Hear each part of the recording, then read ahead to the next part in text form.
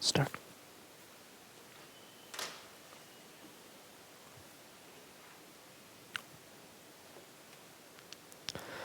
Hello everyone, linear algebra के एक और लेक्चर में आपका स्वागत है। देखिए, आज हम एक नया चैप्टर स्टार्ट करने जा रहे हैं इसमें, जिसका नाम है लीनियर ट्रांसफॉर्मेशंस।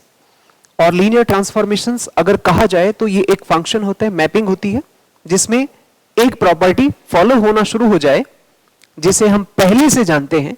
नाम है उसका closed under addition and scalar multiplication. तो वही प्रॉपर्टी यहां भी लागू हो जाए लीनियर ट्रांसफॉर्मेशन में, फंक्शंस में, तो फिर उसे हम एलटी बोलते हैं, लीनियर ट्रांसफॉर्मेशंस। चलिए शुरू करते हैं। टॉपिक नंबर 1 है चैप्टर नंबर 2 का, जैसे कि नाम है इसका चैप्टर 2 का, लीनियर ट्रांसफॉर्मेशंस। तो इसका फर्स्ट टॉपिक हम लिख रहे हैं, उसका नाम भी लीनियर ट्रांसफॉर्मेशन ही है, शॉर्ट में हम उसे एलटी बोलेंगे। आगे से क्या नाम देंगे उसका? एलटी। लीनियर ट्रांसफॉर्मेशन का नाम है एलटी। और इसका दूसरा नाम भी है होमोमॉर्फिज्म। क्या नाम है इसका? होमोमॉर्फिज्म। तो आप ये हेडिंग बनाओ कि किसी भी वेक्टर स्पेस V का लीनियर ट्रांसफॉर्मेशन क्या है। तो वो बहुत ही बेसिक सी चीज, एक फंक्शन है, एक मैपिंग है। फंक्शन हम बहुत पहले पढ़ चुके हैं रियल एनालिसिस में। फंक्शन का प्रॉपर्टी क्या था कि एक सेट A से B सेट में कोई relation such that each element of A has the image in B। Domain के ईच एलिमेंट का कोडोमेन में कोई ना कोई इमेज होना चाहिए। तो उसे क्या बोलते थे हम? उसे बोलते थे हम फंक्शन। तो वो फंक्शन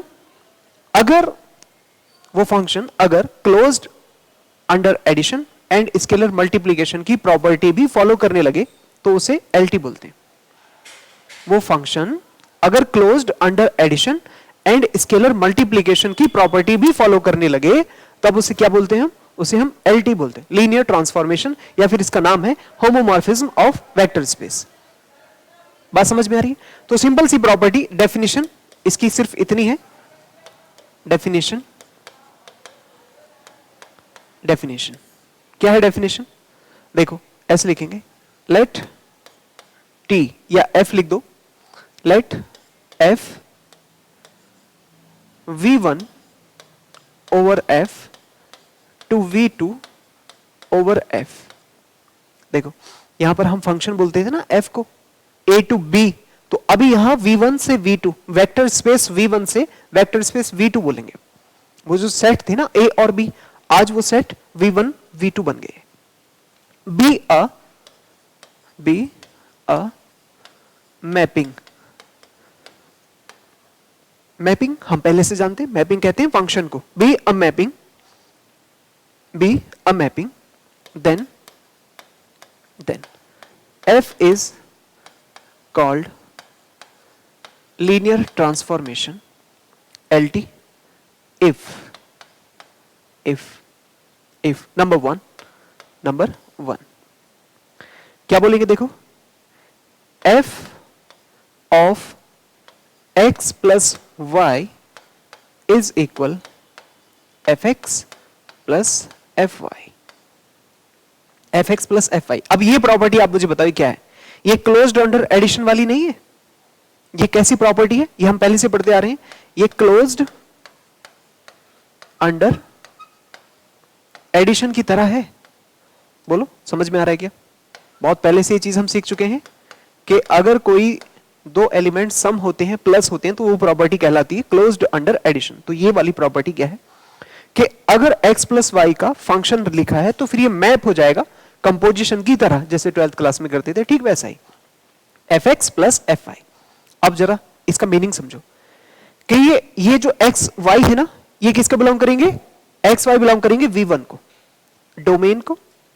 और fx fy किसके बिलोंग करेंगे? ये कोडोमेन v2 को, है ना? ये तो सिंपल क्लियर सी बात है। दूसरी प्रॉपर्टी, नंबर सेकंड प्रॉपर्टी ये कहती है कि f ऑफ, अगर कोई कांस्टेंट है a इंटू एक्स, तो वो कांस्टेंट इस फंक्शन से बाहर आ जाता है, a इंटू एफ एक्स कह देते हैं इसे।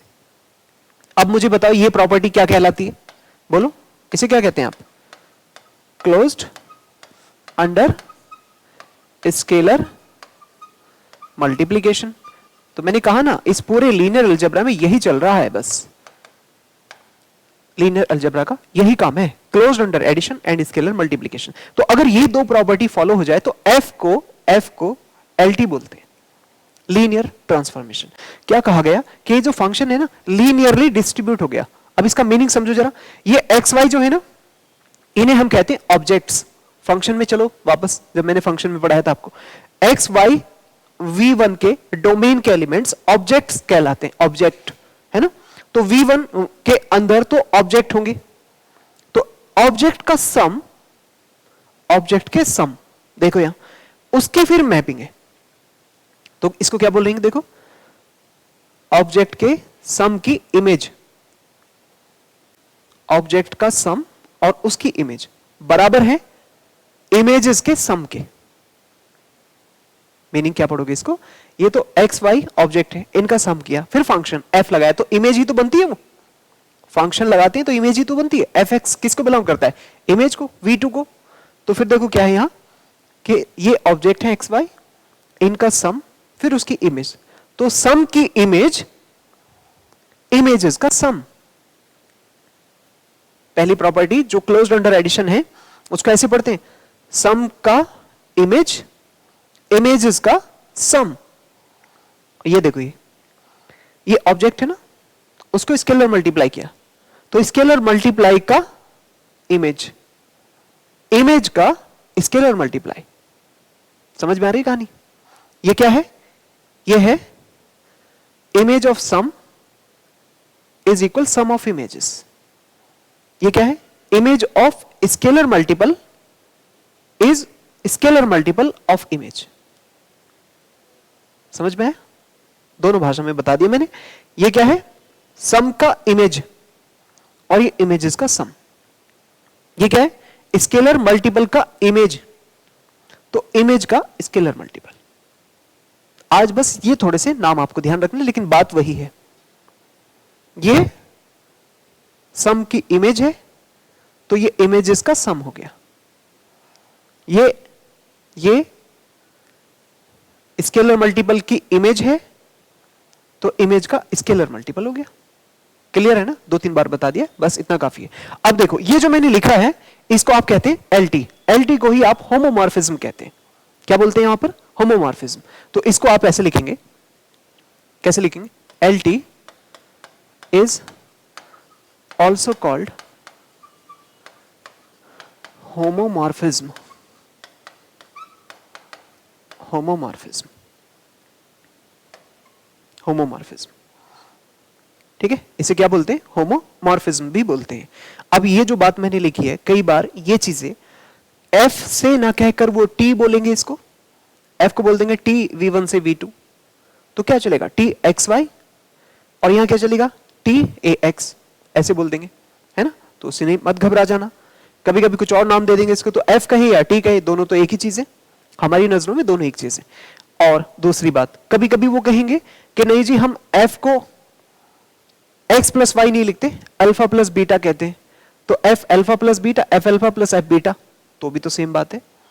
F alpha A into alpha is equal A बाहर एफ अल्फा, तो भी आप समझ जाना सेम मीनिंग है। बस यहां सबसे इंपॉर्टेंट बात यह है कि ये जो for all X comma Y है ये v1 को बिलोंग करते हैं, और F X comma F Y है ये किसको बिलोंग करते हैं, v2 को बिलोंग करते हैं, क्योंकि वो डोमेन है, ये कोडोमेन है, वो ऑब्जेक्ट्स हैं, ये इमेजेस हैं, ठीक है। तो क्या होगा, कभी कभी वो इस चीज को टी की फॉर्म में लिखेंगे, किस फॉर्म में लिखेंगे, टी में लिख दें, टी एक्स प्लस वाई वगैरह वगैरह, तो उससे मत घबराना, जस्ट सिंबल्स हैं, मीनिंग समझ लो बस आप कि ये होना चाहिए। अच्छा एक और बात, मैंने आपको पहले इन दोनों को कंबाइंड फॉर्म में लिखना सिखाया था ना, कंबाइंड फॉर्म में ए एक्स प्लस बी वाई, याद आ रहा है। तो इन दोनों को अगर हम कंबाइन करके लिखते हैं ना, इक्विवेलेंट फॉर्म लिखते थे, तो क्या लिखेंगे इसको, F of A X plus B Y is equal A into F x plus B into F Y. समझ में है, नई लाइन में लिखो, और इक्विवेलेंटली, और इक्विवेलेंटली, इक्विवेलेंटली कैसे लिखते हैं, ऐसे लिखते हैं कि f of ax plus by is equal a into fx plus b into fy, b into fy.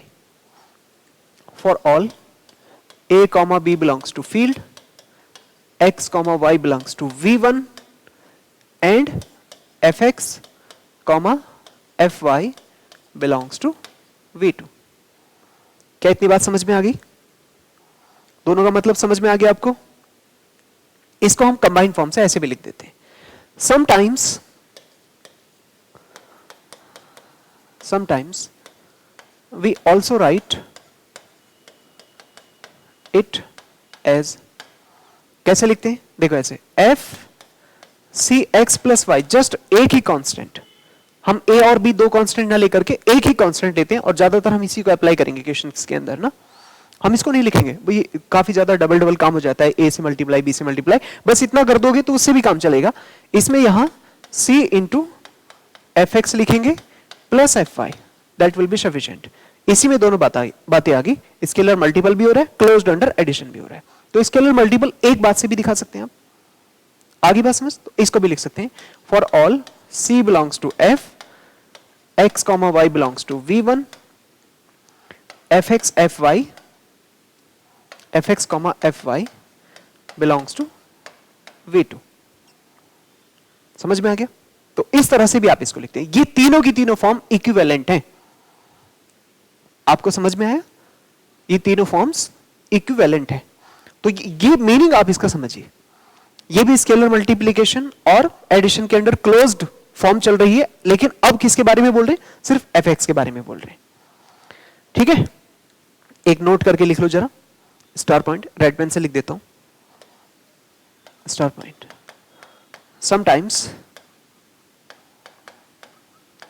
sometimes f is written,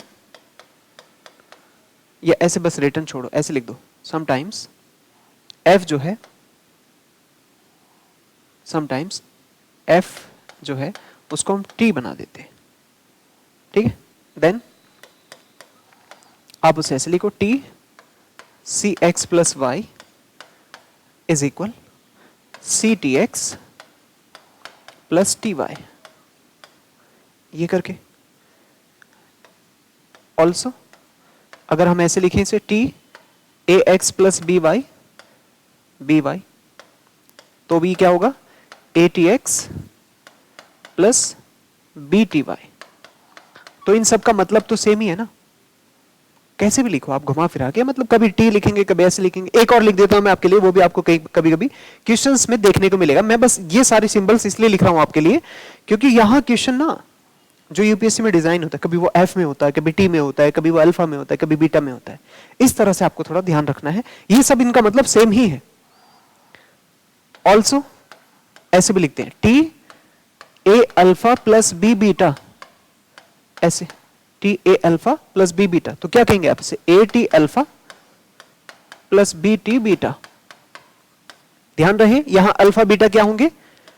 for all A comma B तो फील्ड से है, अल्फा कॉमा बीटा v1 से है, और images तो आप जानते हैं कहां जाएंगी? T alpha t beta v2 में जाएगी. ठीक है, जबकि यहां पर ऊपर क्या था? यहां भी लिख देता हूं इसके सामने, for all c belongs to f x comma y belongs to v1. आपको यह समझना है कि वेक्टर कौन है और स्केलर कौन है. यहां पर स्केलर्स a और b हैं, वेक्टर यहां पर वो कभी कभी अल्फा बीटा बोल देते हैं. उससे क्या फर्क पड़ता है? मैं कई बार इस बारे में बात कर चुका हूं. ठीक है ना, ये सिंबल्स हैं, जस्ट सिंबल्स हैं. इनके शब्दों पर मत जाना, आप मीनिंग को समझिए. Closed under addition and scalar multiplication. तो ये लिखेंगे तो इसको भी लिख सकते हैं for all a comma b belongs to f और x comma y belongs to v1. v1 मतलब जो पहला वाला डोमेन है, बाकी tx ty ये दोनों इमेजेस सेट में जाएंगे. तो इतनी जो मैंने आपको ये बातें लिखवाई हैं, अब आपको कुल मिलाकर इतना समझ में आना चाहिए कि अगर आप किसी फंक्शन को LT दिखाना चाहते हैं, किसी फंक्शन को LT लीनियर ट्रांसफॉर्मेशन, तो आपका काम सिर्फ इतना है कि आप उसको f(ax + by) दिखाए, a(f(x), b(f(y). सिंपल सी इतनी बात है. ठीक है, आगे से ये लीनियर ट्रांसफॉर्मेशन बहुत बार हम सीधा डायरेक्ट एग्जाम में 10 मार्क्स 15 मार्क्स का क्वेश्चन पूछा जाता है इसके ऊपर, और इसके हाँ मैट्रिक्स रिप्रेजेंटेशन में भी ये काम आएगा। लीनियर ट्रांसफॉर्मेशन के लिए बस आप ये याद रखो F A X plus B Y A F x plus B F Y, simple straightforward. तो ये फंक्शन जो है एफ क्या कहलाएगा, फिर होमोमॉर्फिज्म कहलाएगा। इतनी बात समझ में आई? थोड़ी सी इसके टाइप्स हैं वो और लिख लो, लिखो हेडिंग टाइप्स ऑफ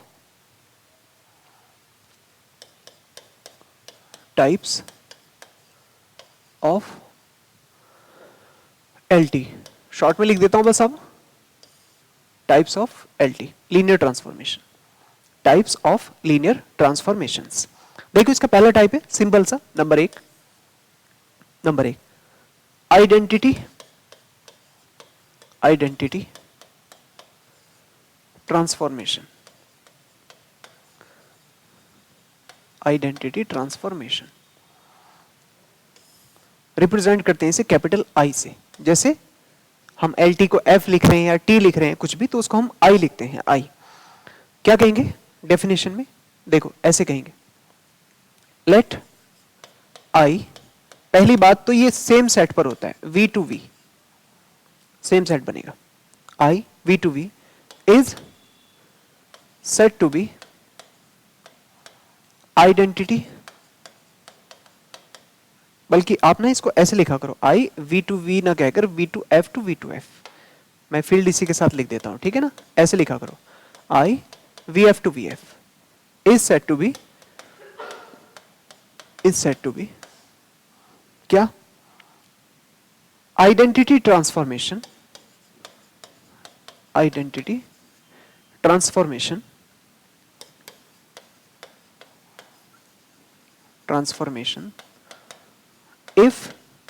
इफ समझिए जरा बात को, अगर आपने आई के अंदर x रखा तो वो x ही वापस आ जाए for all x belongs to v। Identity मतलब ट्रांसफॉर्मेशन में आप जो एलिमेंट रखते हैं वही वापस आ जाए। तो आइडेंटिटी ऑपरेशन बहुत पहले से पढ़ते हैं हमारे, आइडेंटिटी के साथ ऑपरेट करने पर एलिमेंट वही रहता है, तो वही से कनेक्शन है। तो आइडेंटिटी ऑपरेशन मतलब एक ऐसा फंक्शन जिसमें आप फंक्शन रखेंगे तो वही रहेगा एज इट इज। जैसे हम आइडेंटिटी मैट्रिक्स से मल्टीप्लाई करते हैं तो मैट्रिक्स सेम रहता है। ग्रुप में भी हमने पढ़ा कि आइडेंटिटी मैट्रिक्स के साथ प्लस करेंगे या मल्टीप्लाई करेंगे, जैसे एडिटिव आइडेंटिटी 0 है ना, 0 के साथ जोड़ते हैं कुछ तो वही रहता है, और मल्टीप्लिकेटिव आइडेंटिटी 1 है तो उसके साथ 1 से मल्टीप्लाई करेंगे तो वही रहेगा। ठीक वैसे ही यहां आइडेंटिटी ट्रांसफॉर्मेशन के अंदर कोई एलिमेंट रखें, वो element just as it is बाहर आ जाए। ठीक है, सिंपल सी है। दूसरा है नंबर टू, 0 और नल ट्रांसफॉर्मेशन, 0 और नल ट्रांसफॉर्मेशन। अच्छा, इसमें एक चीज और लिखो पहले, 0 और नल ट्रांसफॉर्मेशन हेडिंग बनाने से पहले एक सेकंड, इसमें ना, इसमें ये जस्ट आइडेंटिटी ट्रांसफॉर्मेशन लिखा है, लेकिन ये आइडेंटिटी ट्रांसफॉर्मेशन भी कभी कभी पूछ लिया जाता है ऐसे कि आइडेंटिटी ट्रांसफॉर्मेशन लीनियर है। लीनियर नहीं लिखा हमने यहाँ, ये जस्ट ट्रांसफॉर्मेशन है। तो इसके नीचे एक छोटी सी बात लिख लो, टू शो, ऐसे करके, to show I is linear transformation, I is linear transformation. तो लीनियर ट्रांसफॉर्मेशन के लिए आपको क्या, सी एक्स प्लस वाई का ट्रांसफॉर्मेशन, देखो इन जनरल कॉमन अगर याद रखो तो इसे याद रख लो, सी एक्स प्लस वाई का transformation C F x plus F I हो जाए, तो फिर आप उसको क्या बोल दोगे, एल टी बोल दोगे। अब यहाँ एफ की जगह आप आई बोलोगे। अगर आपने ये दिखा दिया I of C x plus Y is equal to C into I X plus I Y, तो फिर आप उसको भी दिखा पाओगे कि वो भी क्या है, लीनियर है। तो इसके नीचे बस छोटा सा इतना सा लिखना है, देखो क्या लिखना है, सिर्फ इतना कि अगर आई को आप लीनियर दिखाना चाहते हैं तो आई एक मैपिंग होगी v1 से v2, या यहां पर बोलेंगे v टू v, तो लिखेंगे let I vf to vf be an identity transform. IT समझ गए ना, आइडेंटिटी ट्रांसफॉर्म है, ट्रांसफॉर्मेशन। ठीक है, आइडेंटिटी ट्रांसफॉर्म है तो इसका मतलब ये आई एक्स जो होगा वो x के बराबर होगा for all x belongs to v, ऐसे। ऑल्सो आई वाई अगर माने आप इसे, तो आई वाई भी किसके बराबर होगा, आई वाई वाई के बराबर होगा for all y belongs to v। भाई आइडेंटिटी क्या करती है, सेम एलिमेंट बना देती है। बात समझ में आई? ठीक है, अब उसके बाद लिखेंगे now for any c belongs to f, हम निकालना चाहते हैं identity of cx plus Y. इसको identity of cx plus Y, देखो कितना सिंपल है, बहुत ही सिंपल है। पहले तो हम ट्रांसफॉर्मेशन की प्रॉपर्टीज इसको अलग करेंगे, आई सी एक्स प्लस आई वाई, ऐसे आई सी एक्स प्लस आई वाई। फिर उसके बाद कुछ नहीं, ये c और आई एक्स और प्लस आई वाई, ऐसे। और बताओ आई एक्स कितना है, ये x है, और ये कितना है, ये y है। इसका मतलब आपने आइडेंटिटी इसके अंदर सी एक्स प्लस वाई रखा और ये एज इट इज आ गया बाहर, तो फिर ये i जो होगी बिलोंग होगी ना, फिर वो क्या, लीनियर ट्रांसफॉर्म। तो ये आइडेंटिटी ट्रांसफॉर्म है, लिखेंगे so for all C x plus Y belongs to v, I is linear transform, I is linear transform। बस इतना सही है, I क्या होगा, लीनियर ट्रांसफॉर्म हो जाएगा। तो इतना ही करना है इसमें, बस कुछ खास नहीं है। बोलो, सिंपल है। तो कभी पूछ लिया जाता है कि आइडेंटिटी ट्रांसफॉर्म लीनियर है, तो ये करना है बस कि आई सी एक्स प्लस वाई दिखा दो, सी एक्स प्लस वाई के बराबर है, तो ये भी क्या हो जाएगा, लीनियर हो जाएगा। अब लिखो दूसरा नंबर का, दूसरा क्या था, जीरो ट्रांसफॉर्म। नंबर 2 जीरो और नल ट्रांसफॉर्म, जीरो और नल ट्रांसफॉर्म, जीरो ट्रांसफॉर्म या नल ट्रांसफॉर्म। इसको लिखते हैं कैपिटल टी जीरो या फिर कैपिटल एफ उसके सफिक्स में जीरो, ऐसे जीरो आएगा, एफ नॉट टी नॉट, ऐसे। हाँ जी, तो क्या कहेंगे, अ ट्रांसफॉर्म या ट्रांसफॉर्मेशन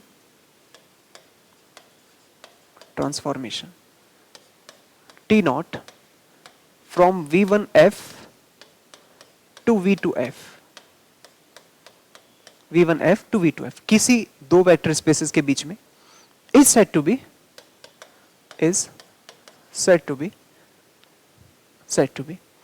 जीरो और नल ट्रांसफॉर्म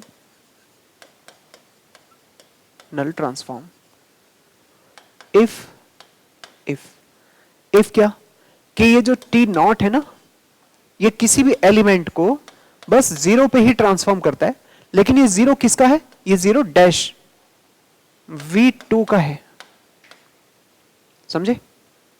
ये जीरो डैश लगा रहा हूं मैं इस पर, आइडेंटिटी है, जीरो है v2 की, सभी x जो v1 की है उनके लिए, for all x belongs to v1। बताओ बात समझ में आई क्या मतलब है इसका, कि all T not belongs to x, ये अगर आप x में उस टी नॉट में रखेंगे तो वो क्या कर देता है, उन सबको जीरो पे बिलोंग करने लग जाता है। तो इसे क्या बोलते हैं आप, इसे बोलते हैं जीरो ट्रांसफॉर्म, टी नॉट से रिप्रेजेंट करते हैं, यानी उन सभी एलिमेंट्स को वो इसके जीरो पर बिलोंग करना शुरू कर देगा।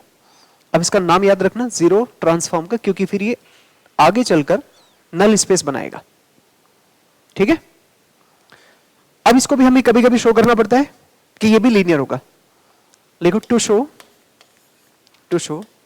टी नॉट इज लीनियर, ये भी बहुत सिंपल है, T not is linear if T not v1 to v2 is zero transform,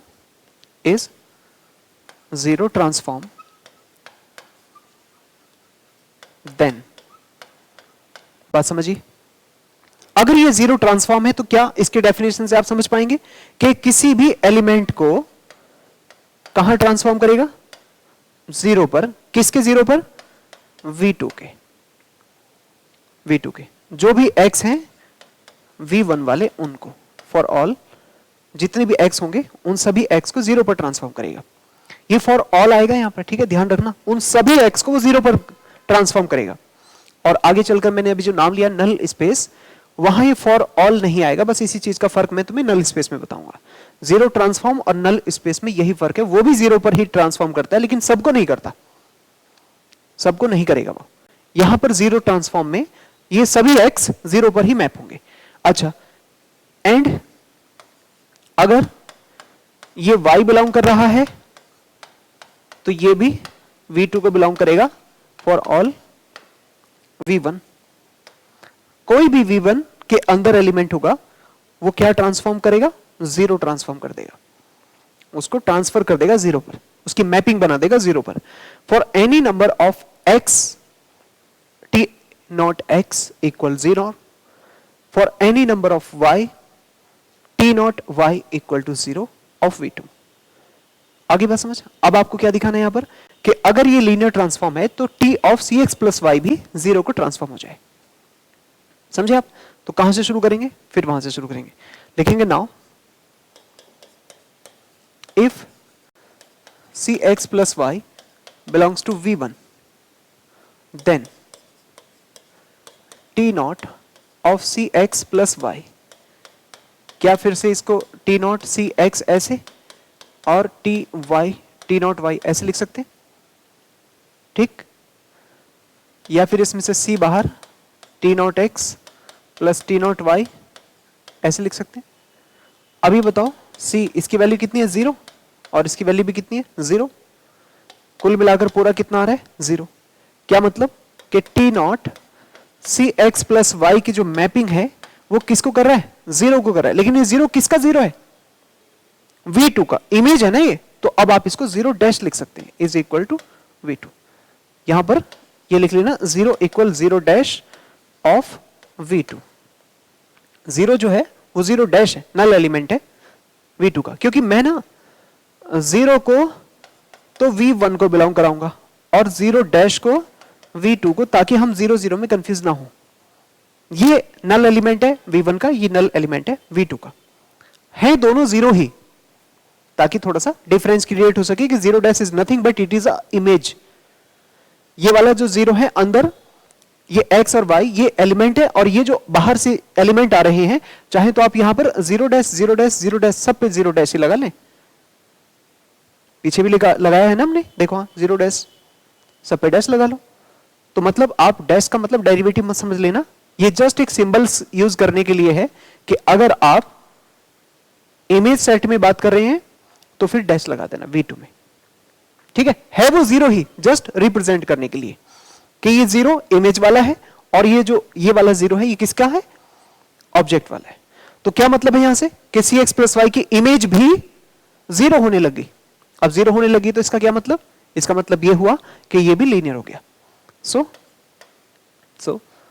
C x plus Y, या ऐसे लिख देना बस सीधा। So T not v1 to v2 is also linear. तो ऐसे कभी कभी ये छोटे छोटे से क्वेश्चन पूछ लिए जा सकते हैं किसी बड़े क्वेश्चन के साथ पार्ट्स बन के, फर्स्ट सेकंड थर्ड पार्ट बनते हैं ऐसे, तो उनमें पार्ट्स बना करके लीनियर ट्रांसफॉर्मेशन को डिफाइन करिए और ये दिखाइए कि आइडेंटिटी ट्रांसफॉर्म भी लीनियर होता है, जीरो ट्रांसफॉर्म भी लीनियर होता है। इस टाइप के फर्स्ट सेकंड करके ये छोटे छोटे से डेरिवेशन टाइप में आ सकते हैं, ठीक है। तो ये था हमारा जीरो ट्रांसफॉर्म, ठीक है। अब काफी पहले मैंने एक बात आपको समझाई थी, 1 इनटू ऑनटू, याद है? रिव्यू क्या है? काफी पहले हम इस बारे में बात कर चुके हैं। नंबर एक 1 1 तो 1 के लिए हम शुरू करते थे कि या तो आप कहो fx1 is equal fx2 then x1 equal x2, या तो ये कहते थे हम, और करके ऐसे बोलते थे कि अगर fx1 नॉट इक्वल fx2 तो x1 not equal x2। fx1 not equal fx2, तो फिर ये नॉट इक्वल हो जाएगा। ये तो था, है जी, बात समझ में आ रही है? इमेज बना के दिखा देता हूं इसकी। इसमें था कि अगर ये x1 x2 बराबर है, यही x1 है और यही x2 है, तो इसकी इमेजेस fx1 और fx2 ये भी बराबर है, ये था इसका मतलब। तो ये 1 1 है। और इसका क्या था कि अगर ये x1 अलग है, x2 अलग है, तो इसकी इमेज fx1 अलग होगी और इसकी इमेज fx2 अलग होगी। तो ये डोमेन था, ये कोडोमेन था। तो ये 1 1 की डेफिनेशन में हमने लिखा हुआ है। बहुत पुरानी बात आ गई। अच्छा, एक हमने बात की थी इनटू के बारे में। नंबर दूसरा पॉइंट है इनटू। तो इनटू में ना there exist y belongs to b such that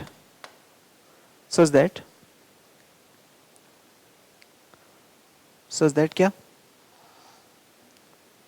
y is not an image। ये था कुछ, याद करो तो, समझाऊं कुछ? देखो, ये था ना ऐसे ऐसे कोई सेट, और हमने इनके बीच में मैपिंग बनाई थी। तो इनटू में क्या होता है, जैसे मान लो ये इससे कनेक्टेड है, ये इससे कनेक्टेड है, लेकिन यहां एक एलिमेंट खाली छोड़ गया, ये फ्री हो, तो इस मैपिंग को क्या कहते थे हम? इनटू। ये ए था और ये बी था। तो कोडोमेन में जो एलिमेंट्स बचते हैं, फिर अगर कोई एलिमेंट इमेज लेस हो जाए, ये कोई इमेज नहीं है किसी की, ये फ्री हो जाए, तब आप इसे क्या बोलते हैं? इनटू बोलते हैं। ठीक है, इनटू। दूसरी तरफ एक चीज हमने पढ़ी थी, ये मैं जल्दी से इसलिए बता रहा हूं क्योंकि पहले पढ़ चुके हैं इसको हम। नंबर 3 पूरा चैप्टर पढ़ा था हमने, ये relation set relation function. Onto में क्या था? ऑन टू में ऐसा होता है कि there exist for all y belongs to b there exist x belongs to a। यानी ऑल बिजी होंगे इसमें, ये एनी वन फ्री होगा। यहां पे लिखूं तो लैंग्वेज में ये एनी वन फ्री होता है। यहां इस केस में कोई फ्री नहीं होता, बल्कि ऐसे सभी एलिमेंट्स की कोई ना कोई प्री इमेज होती है। ऐसे हो, इसमें कुछ भी खाली नहीं रहेगा। ठीक है, बस ऐसे ऑल बिजी। तो ये ए है, ये बी है, तो इसे हम कहते हैं ऑन टू। इसमें क्या है? इसमें ऑल बिजी। एक छोटी सी बात थी, रेंज। तो जो इमेज सेट है ना, ये इसको हम रेंज कहते हैं, आरजी रेंज। ये रेंज कहलाता है जो खाली इमेज सेट है। और यहां पर आरजी जो है वो कोडोमेन का सबसेट होती है, ये सबसेट होती है बी का। लेकिन जब ये फुल हो जाता है तो यही पूरा सभी एलिमेंट्स जो हैं, ये रेंज आरजी बराबर हो जाती है कोडोमेन के। ठीक है, तो ये कहानी हमने बहुत पहले सेट वाले फंक्शन में रियल एनालिसिस के चैप्टर नंबर 1 में पढ़ी थी। अब इसी से कनेक्टेड थोड़ी सी यहां V1 V2 के बारे में बात है। अभी जो सेट A और B है, इनका नाम भी लिख सकते हो आप, A और B, क्योंकि हम फंक्शन पढ़ रहे हैं तो इनके बीच में जो सेट है ये कोई फंक्शन है F, इनके बीच में कोई F। तो इनके बीच में जो फंक्शन काम कर रहे हैं, इन फंक्शंस को अभी हम LT F के फॉर्म में पढ़ेंगे। और ये वाला इन दोनों के इमेजेस के बेसिस पर इस F के नाम चेंज हो जाएंगे। अभी देखो, ये मैपिंग, अगर ये जो प्रॉपर्टी मैंने अभी लिखवाई आपको, कौन सी वाली? कौन सी? ये वाली। ये कहो या फिर ये कहो या फिर ये कहो, कोई से भी। f of cx plus y is equal c into fx plus fy closed under addition और स्केलर मल्टीप्लीकेशन। अगर ये मैपिंग्स, ये वाली मैपिंग्स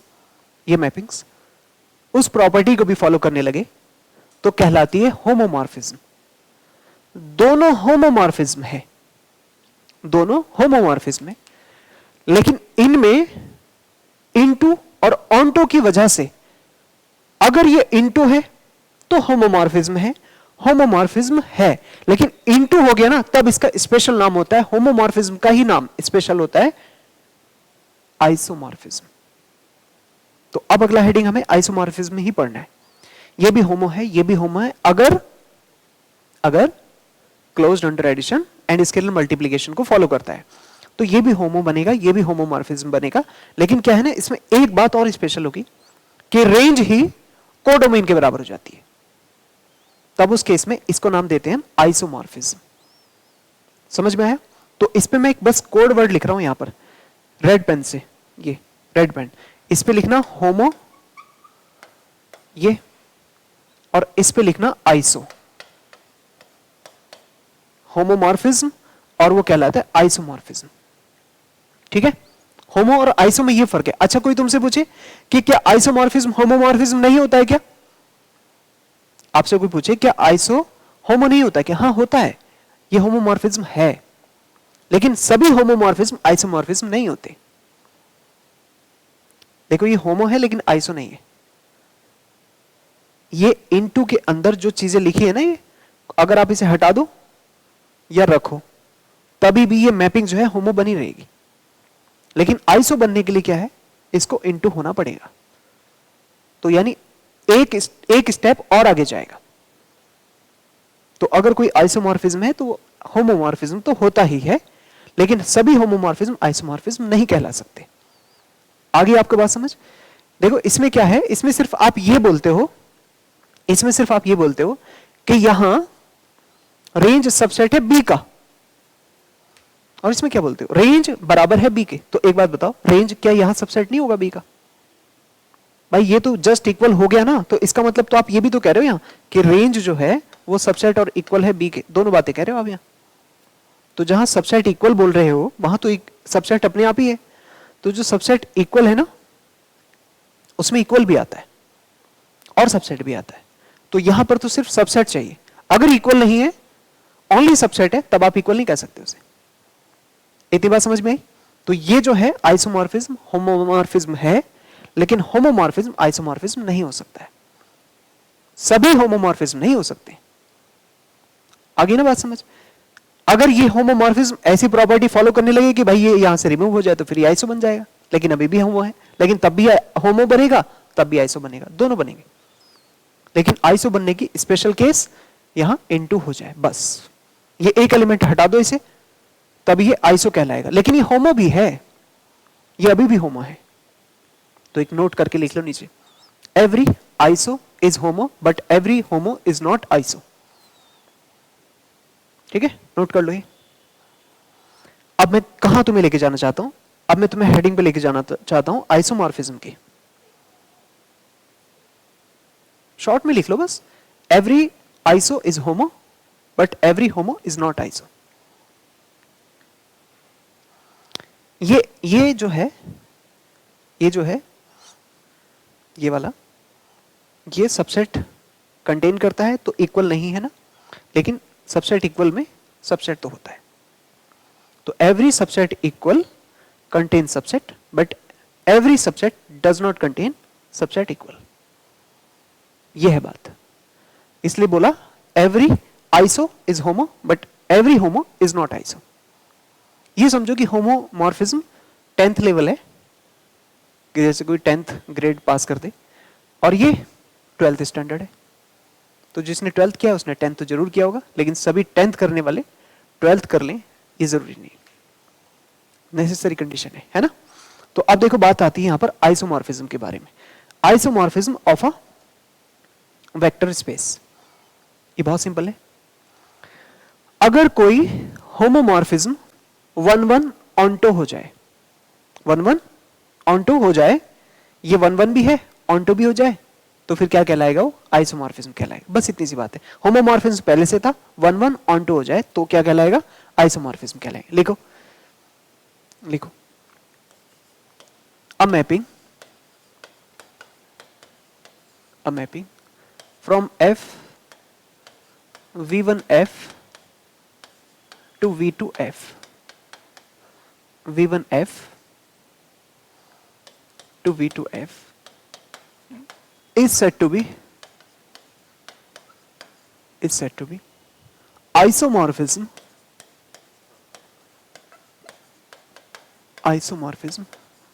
if number one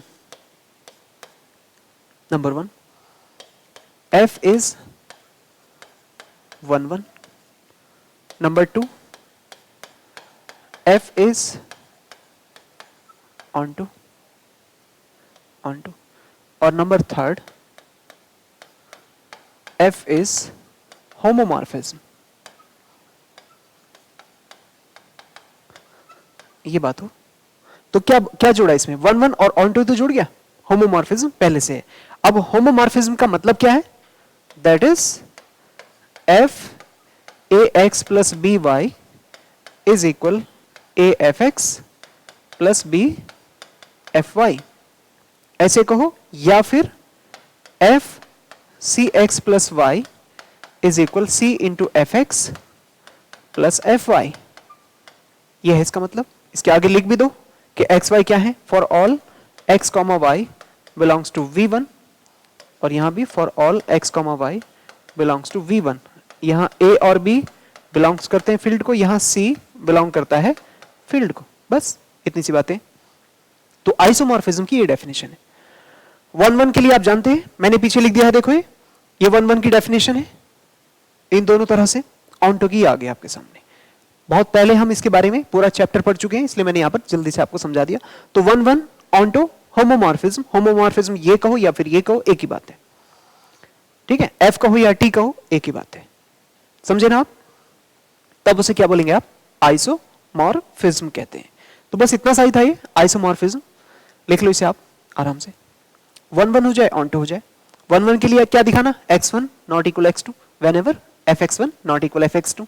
और इसके लिए क्या कहेंगे कि एवरी कोडोमेन का जो एलिमेंट है वो किसी ना किसी की इमेज है, या फिर कहें कि एवरी इमेज की प्री इमेज होगी. ठीक, और ये तो होमोमॉर्फिज्म है, सिंपल सोबर. अब इसमें एक चीज आती है, vector space of linear transformation, LVW कहते हैं इसे. ये नेक्स्ट हेडिंग है, vector space of linear transformation. Vector space of linear transformation, LVW. ये डेफिनेशंस हैं, थोड़ी इनको आप ठीक से तैयार करना. लिखो इसे.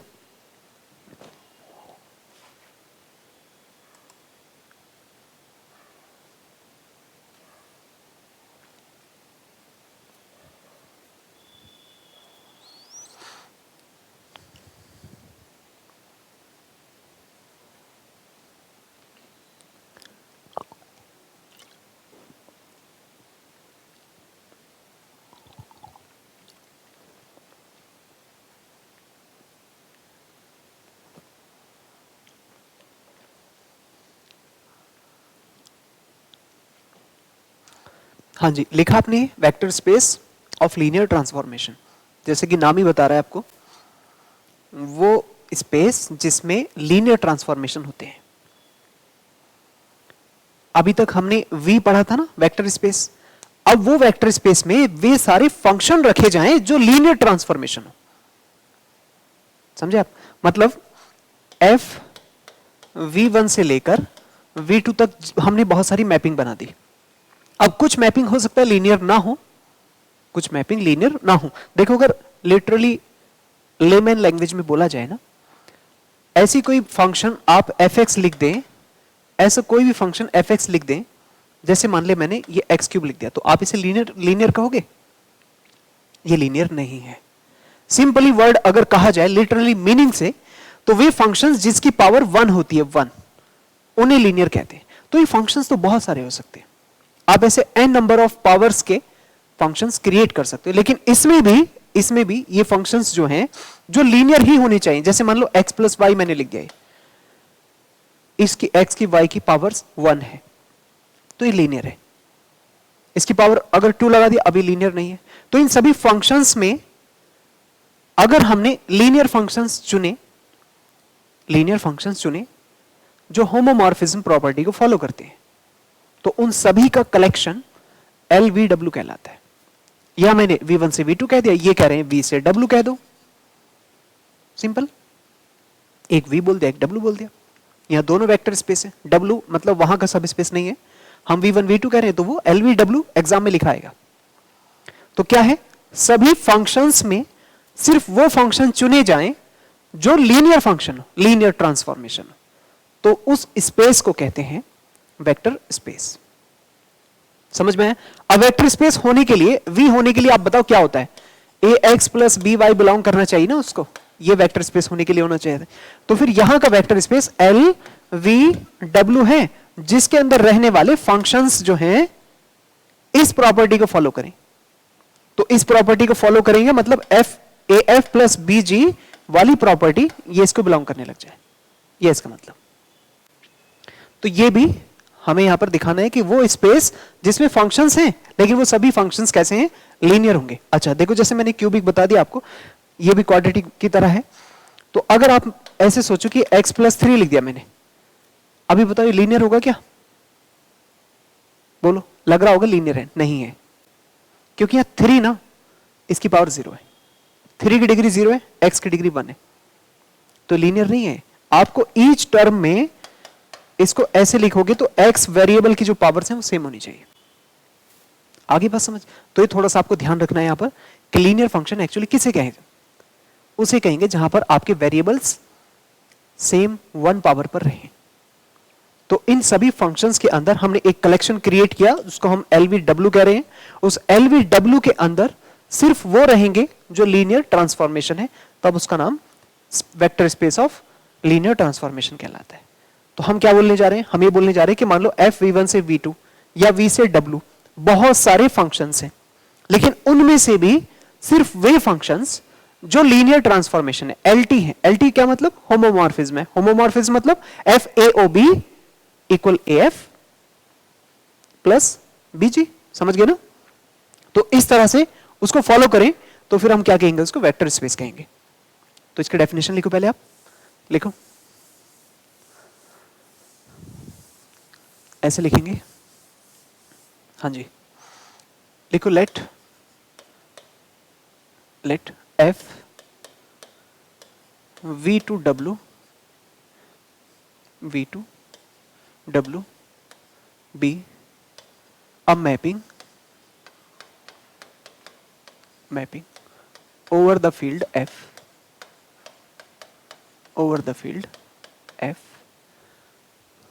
then collection, ये ब्रैकेट में लिखना, set of all linear transformations from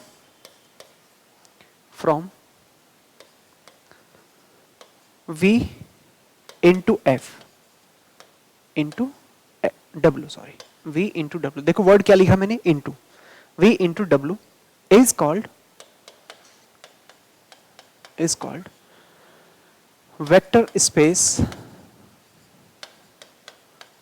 space of linear transformations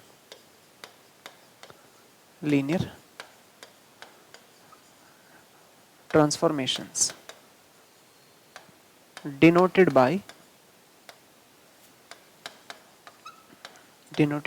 L of V, W, ऐसे लिखते हैं, V, W। अच्छा, एक में जो यहां पर एक वर्ड आपको ऐड कराना है, देखो होमोमॉर्फिज्म की डेफिनेशन लिखी है आपने, खोलना जरा उसे। होमोमॉर्फिज्म सीधा पहला ही स्लाइड, फर्स्ट वाला पेज, इतना करना, रेड पेन से लिखना। देखो F V1 से V2 इसके ऊपर लिखना इनटू में, मतलब वो फंक्शन ऑन्टो ना हो तब भी होमोमॉर्फिज्म है। सुन पा रहे हैं आप? वो फंक्शन ऑन्टो ना हो तब भी होमोमॉर्फिज्म तो है ही, ये तो बात बताई थी मैंने। और होमोमॉर्फिज्म हो जाए तो फिर तो वो, सॉरी आइसोमॉर्फिज्म हो जाए तब तो होमोमॉर्फिज्म हो ही जाएगा। तो इसलिए ये वर्ड क्या आएगा यहां पर, इनटू। जबकि आइसोमॉर्फिज्म के एरो के ऊपर लिख लो, एरो के, आइसोमॉर्फिज्म के एरो के ऊपर यहां पर ऑन टू, बस इतना सा फर्क है, एरो के ऊपर ऑन टू, ठीक है, ओके। अब यहां बात चल रही है इनटू वर्ड की, देखो मैंने कहां लिखा है ये इनटू, तो इसके ऊपर भी क्या लिख लेना, इनटू। तो पहले हमें बस होमोमॉर्फिज्म दिखाना है, 1 1 ऑन टू होना, अगर इसमें जुड़ गया तो फिर आइसोमॉर्फिज्म हो जाएगा, ठीक है। तो ये क्या कहलाएगा, vector space of homomorphism, that is, हाँ जी, that is L V W, L V W. इसके अंदर कौन रहेगा, इसके अंदर फंक्शंस रहेंगे, मैपिंग्स रहेंगे, एफ, एफ रहेगा इसके अंदर, एफ। और ये फंक्शंस है कहां से कहां तक, वी टू डब्ल्यू, एफ है इसके अंदर, जो एक्स है ना इसके अंदर, वो मैपिंग के एलिमेंट नहीं है, बल्कि एक मैपिंग्स खुद है, एफ है, सच दैट कि एफ एक्स बराबर, या ऐसे लिख लेना बस, एफ एक्स बिलोंग करेगा डब्ल्यू को, फॉर ऑल एक्स बिलोंग करेगा वी को। एफ मैपिंग है, जो सभी एक्स के एलिमेंट उसके अंदर रखें तो इमेज बनेंगे, वो डब्ल्यू को जाएंगे। तो ये किसका कलेक्शन है, ये लीनियर ट्रांसफॉर्मेशन का कलेक्शन है, ठीक है। इसके आगे लिख लो इज एल टी, ये जो सेट है ये एल टी होना चाहिए, तब इस पूरे कलेक्शन को क्या कहेंगे, एल वी डब्ल्यू को हम कहते हैं कि ये है vector space of linear transformation. अभी वेक्टर स्पेस तो कह दिया आपने इसे, ये वेक्टर स्पेस है, लेकिन इसको शो करना है कि ये वेक्टर स्पेस होता है सच में। कैसे दिखाएंगे, A X plus B Y belongs to this quantity, है ना। किसी को भी वेक्टर स्पेस दिखाना है तो ए एक्स बी वाई उसे बिलोंग करे। तो यहां चूंकि हम एक्स ना बोल के क्या बोलेंगे, एफ बोलेंगे, तो A F plus B G इस एल बी डब्ल्यू को बिलोंग करे। तो लिखो हेडिंग टू शो, इसके नीचे लिखो to show L V W a vector space, vector space, इसे हम वेक्टर स्पेस दिखाना चाहते हैं, तो हम इसे वेक्टर स्पेस दिखाएंगे, लेकिन कैसे, सब स्पेस से दिखाएंगे, है ना। लिखेंगे we will show that A capital X plus B capital Y belongs to L V W, L V W, ये तो दिखाना पड़ेगा हमें, है ना, बस ये शो करेंगे। अब यहां x कौन है, y कौन है, आपको समझना है, मैंने कैपिटल यूज किए हैं जानबूझकर। x है ये ऐसा एक सिंगल एलिमेंट, कैपिटल एफ, वो सॉरी एफ। कैपिटल y कौन है, एक और कोई मैपिंग मान लेंगे, उसे g मान लेंगे, सुन रहे हो ना आप। तो अब शुरू करते हैं, लिखो let capital X is nothing but a mapping f, f जो बिलोंग करती है एल वी डब्ल्यू को, और एल बी डब्ल्यू को बिलोंग कर रही है एल बी डब्ल्यू को। दैट इज, इसका मतलब कि एफ एक्स जो है वो बिलोंग करेगा डब्ल्यू को, for all X belongs to V. यही तो है, v से w बात करें तो v इसका डोमेन होगा, w उसका कोडोमेन होगा। देख लो ना, यहां पे हमने क्या लिखा है, L V to W. L V W मैंने इसलिए यूज किया, मैं चाहता तो इसको v1 v2 लिख सकता था, क्योंकि एग्जाम में ना vw लिखा आता है, तो आपको v1 को v, v2 को w कह लो, ठीक है। तो आप यहां ध्यान दें कि f एक फंक्शन है, मैपिंग है, लीनियर ट्रांसफॉर्म है। f क्या है, lt है, ओके। एंड कैपिटल Y मानेंगे तो एक नया फंक्शन मानेंगे g, जो बिलोंग कर रहा है एल वी डब्ल्यू को। एल वी डब्ल्यू को बिलोंग करने का मतलब क्या है कि वो लीनियर ट्रांसफॉर्म होगी, अलग अलग, f भी लीनियर है, g भी लीनियर है, हाँ जी। दैट इज g जो है इसके साथ कुछ अगर एलिमेंट रखेंगे तो वो w को बिलोंग करेगा, for all x belongs to v, ऐसे कह सकते हो। आगे बात समझ। Now A X plus B Y capital का, इसका मीनिंग हमारे लिए क्या है? हाँ, एक मिनट, अभी मैं ठीक कर देता हूं इसको, देख लेता हूं क्या किया जाए। ए एक्स प्लस बी वाई, ए एक्स प्लस बी वाई का मतलब क्या है? इसका मतलब है कि ए एफ प्लस बी जी, ऐसे। लेकिन ये तो फंक्शन है, तो फंक्शन है तो फिर इनके साथ हमें एक्स लिखना पड़ेगा, यहां से बाहर से एक्स, ऐसे। फंक्शन है तो फिर उसे हमें एक्स लिखना पड़ेगा, क्योंकि एफ एक्स लिखते हैं ना फंक्शन को आप। एफ लिखा तो मतलब उसके साथ एफ एक्स आएगा, ऐसा है। जी लिखा तो मतलब जी नहीं है वो, जी एक्स की तरह है। बोलो समझ में आया क्या? अच्छा, अभी लीनियर ट्रांसफॉर्मेशन की प्रॉपर्टी आएगी यहां पर, क्या लिखेंगे आप उसे? ए एफ एक्स और बी जी और फिर एक्स, ऐसे अलग अलग, बाई एल टी। ये कहां से हुआ? By linear transformation. Linear transformation या होमोमॉर्फिज्म लिख सकते हो, लिखा था ना, अलग अलग सेपरेट हो जाएगा। अभी स्केलर मल्टीपल कर सकते हो इसको, कैसे लिख सकते हो? ऐसे लिख सकते हो, A into F x plus B into G X, ऐसे लिख दो, A into F X B into G X. ठीक है, ओके। उसके बाद कैसे आप ऐसे लिख सकते हो, A F x plus G B X, बोलो। और फिर इसके बाद क्या आप इसे ऐसे लिख सकते हो, एफ ए एक्स प्लस, अच्छा मुझे यहां वाई लिखना चाहिए, बी एक्स। तो एक काम कर लो, एक्स की जगह वाई लिख लो यहां, हाँ तब सही रहेगा। इसे आप एक्स की जगह वाई बना लोगे तो ज्यादा सही रहेगा, लेकिन फिर ये सेपरेट होने में दिक्कत आएगी। नहीं, रहने दो, कोई बात नहीं, रहने दो इसको ऐसे। क्या दिखाना है हमें? A X plus B X, A X plus B Y belong करने लग जाए एल बी डब्ल्यू को, इसका मतलब ये भी फंक्शन हो जाए।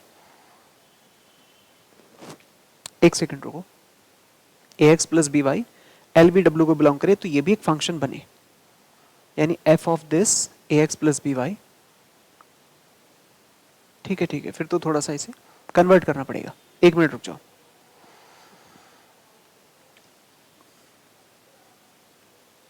एक्स इक्वल एफ तो फंक्शन है, और ये दोनों एल टी है, तो A F x plus Y, ऐसे भी कर सकते हैं आप, F A X plus B Y और फिर G A X plus B Y.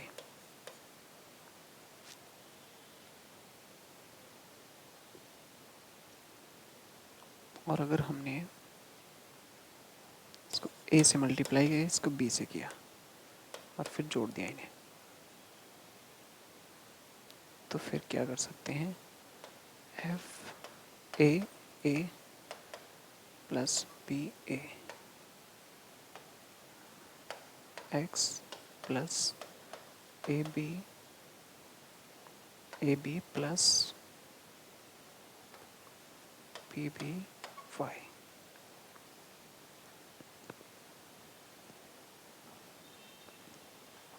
ये F plus G, F plus जी।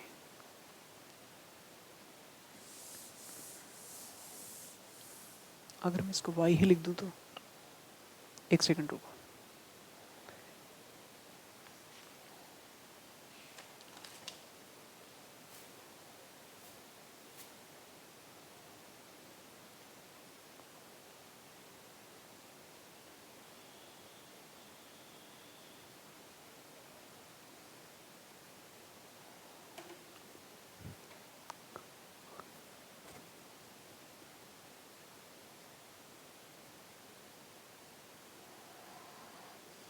एल वी डब्ल्यू को कोई कब बिलोंग करेगा, जब वो एल टी हो जाए, है ना?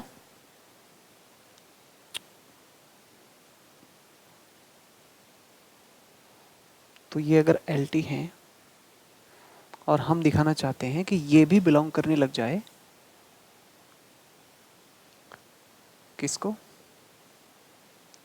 एल टी को,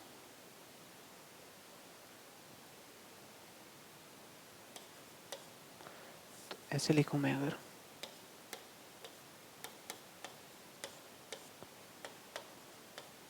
बिलोंग्स टू एक्स,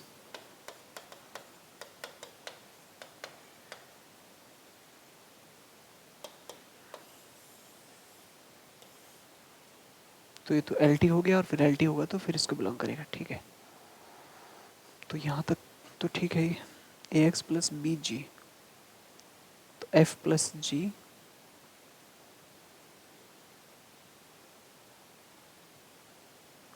वैसे यही हो गया काम तो लीनियर ट्रांसफॉर्मेशन का, इसी लाइन में प्रूफ हो गया वैसे तो ये। ए एफ तो ए बाहर एफ एक्स और बी जी, तो ये इसका लीनियर ट्रांसफॉर्मेशन है। ठीक है, ये लाइन तो आगे प्रूफ तो हो गया ही, आगे बढ़ने की जरूरत भी नहीं थी। ठीक है, इसको ठीक करके दोबारा से लिख देता हूं मैं, काटना मत, ठीक है, दोबारा से लिख देता हूं। यहां देखो, इसको ध्यान से देखो, A F plus B G X को अगर आपने दिखा दिया ऐसे A F x plus B G X, तो फिर वो किसको प्रॉपर्टी को फॉलो करने लग जाएगा, लीनियर ट्रांसफॉर्मेशन का। तो इस लाइन में तो हो गया, देखो यहां तक लीनियर ट्रांसफॉर्मेशन की प्रॉपर्टी, और जो लीनियर ट्रांसफॉर्मेशन को इक्वेट करने लगे वही किसको बिलोंग करेगा, इसको बिलोंग करेगा। यानी A F plus B G belong करेगा एल वी डब्ल्यू को, इतना है, आगे बढ़ने की जरूरत नहीं थी, ये लाइन बेकार है। ठीक है, काटना मत, लेकिन मैं ठीक कराता हूं इसको भी।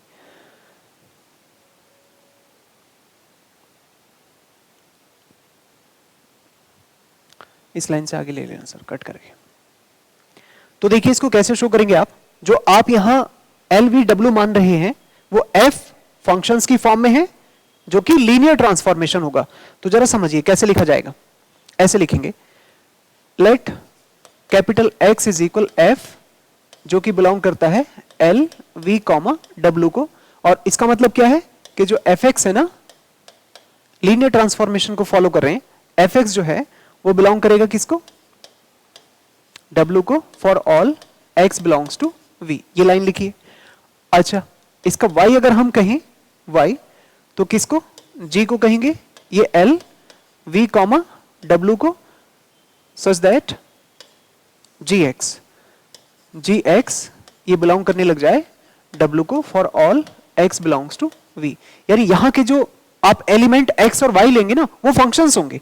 अब अगर ये चाहते हैं आप कि ax प्लस by बिलोंग करने लग जाए lvw को, तो आपको ये कहना पड़ेगा कि ये एक लीनियर ट्रांसफॉर्मेशन होगी।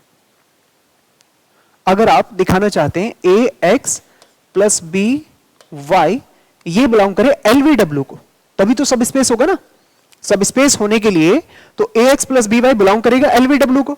जब ये इसको बिलोंग करे तो इतना कंफर्म है कि ये एक ऐसी लीनियर ट्रांसफॉर्मेशन होनी चाहिए जैसे ये f और g है। तो अब देखो इसका मतलब क्या लिखेंगे आप, a times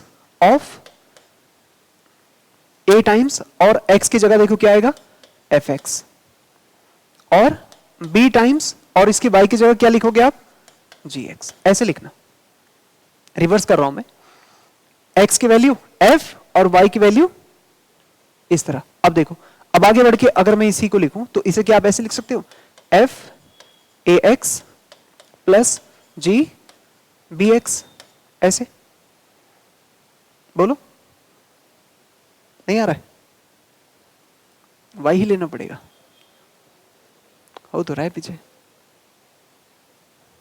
af plus bg।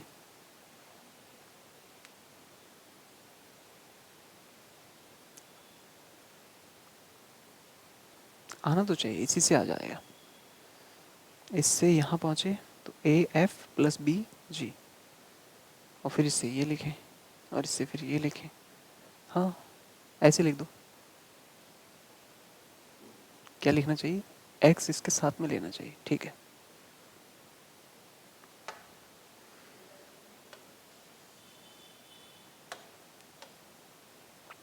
इसी से बनाते हैं।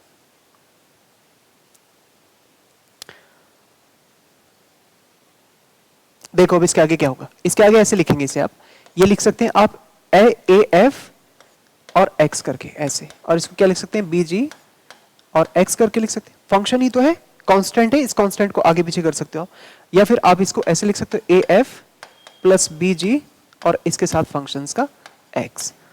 तो चाहे तो आप इधर से दिखा दो कि फंक्शंस देखो ऐसे डिस्ट्रीब्यूट होकर के लीनियर बन गया है, लीनियर की प्रॉपर्टी से, नहीं तो फिर उधर से इधर। समझे क्या हुआ है? ये functions A F plus B G ये भी फंक्शन बना और इसको जब आपने डिस्ट्रीब्यूट किया तो फिर ये लीनियर प्रॉपर्टी से फॉलो होने लगेगा। ये अगर आप लीनियर में लिखेंगे तो कैसे लिखा जाएगा? ऐसे तो लिखेंगे लीनियर में T A X plus B Y, इसको क्या लिखते हैं आप? या सी के फॉर्म में ही लिख देता हूं मैं आपको, T C x plus Y को जब आप लिखते हैं तो क्या लिखते हैं? C T X plus T Y. तो इसमें दोनों बातें आ गई, closed under addition and scalar multiplication. तो ये वाली टर्म इस टर्म के बराबर होनी चाहिए। तो देखो वही बात है यहाँ, ये क्लोज्ड अंडर एडिशन की ये वाली फॉर्म इस तरह से लिखी हुई है और ये वाली जो टर्म आ गई ये बिल्कुल जस्ट इस फंक्शन की तरह है। तो फिर यहां एक अकेला फंक्शन, एक अकेला ये वेक्टर है, ये अकेला एक वेक्टर है और टी के साथ ऑपरेट हो रहा है, तो फिर अलग अलग डिस्ट्रीब्यूट हो रहे हैं वो फंक्शन। लेकिन यहां आपको दो अलग अलग एफ और जी मानने पड़ेंगे। एफ और जी की हेल्प से आप ये दिखाएंगे कि ए एफ प्लस बी जी के इक्वेट ही हो रहा है। अब ये भी क्या बनी? ये प्रॉपर्टी हो रही है लीनियर ट्रांसफॉर्मेशन की, that is L T.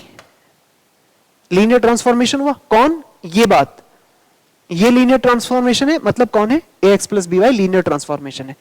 That is, आगे करके ऐसे लिख दो, so A X plus B Y is L T. यही तो एल टी हुआ, और ये एल टी हुआ तो इसका मतलब क्या हुआ? ए एक्स प्लस बी वाई ये बिलोंग करेगा किसको? एल वी कॉमा डब्ल्यू को। बोलो समझ में आया क्या?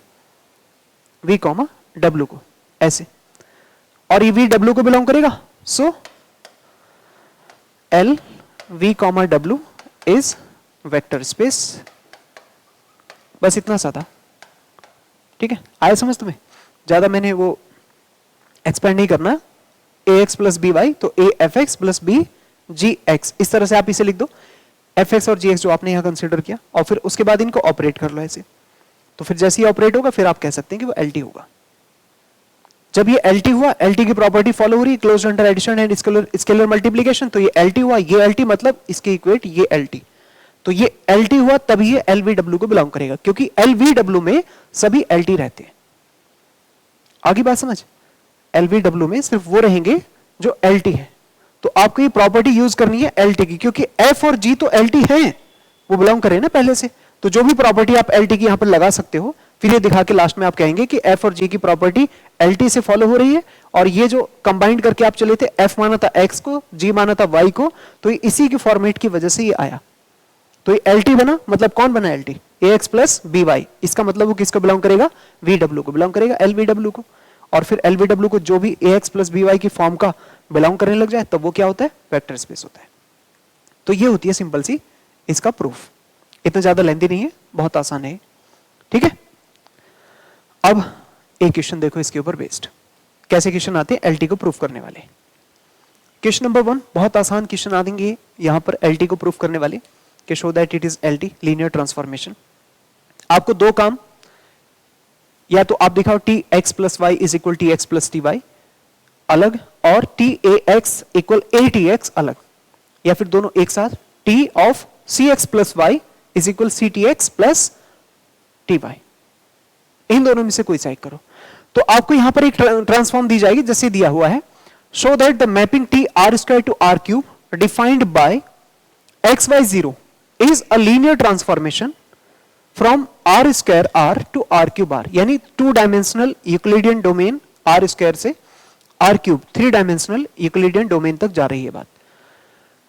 सबसे पहला काम, आपको सिर्फ एक ट्रांसफॉर्मेशन गिवन होगी, तो आप उसे लिख लो, गिवन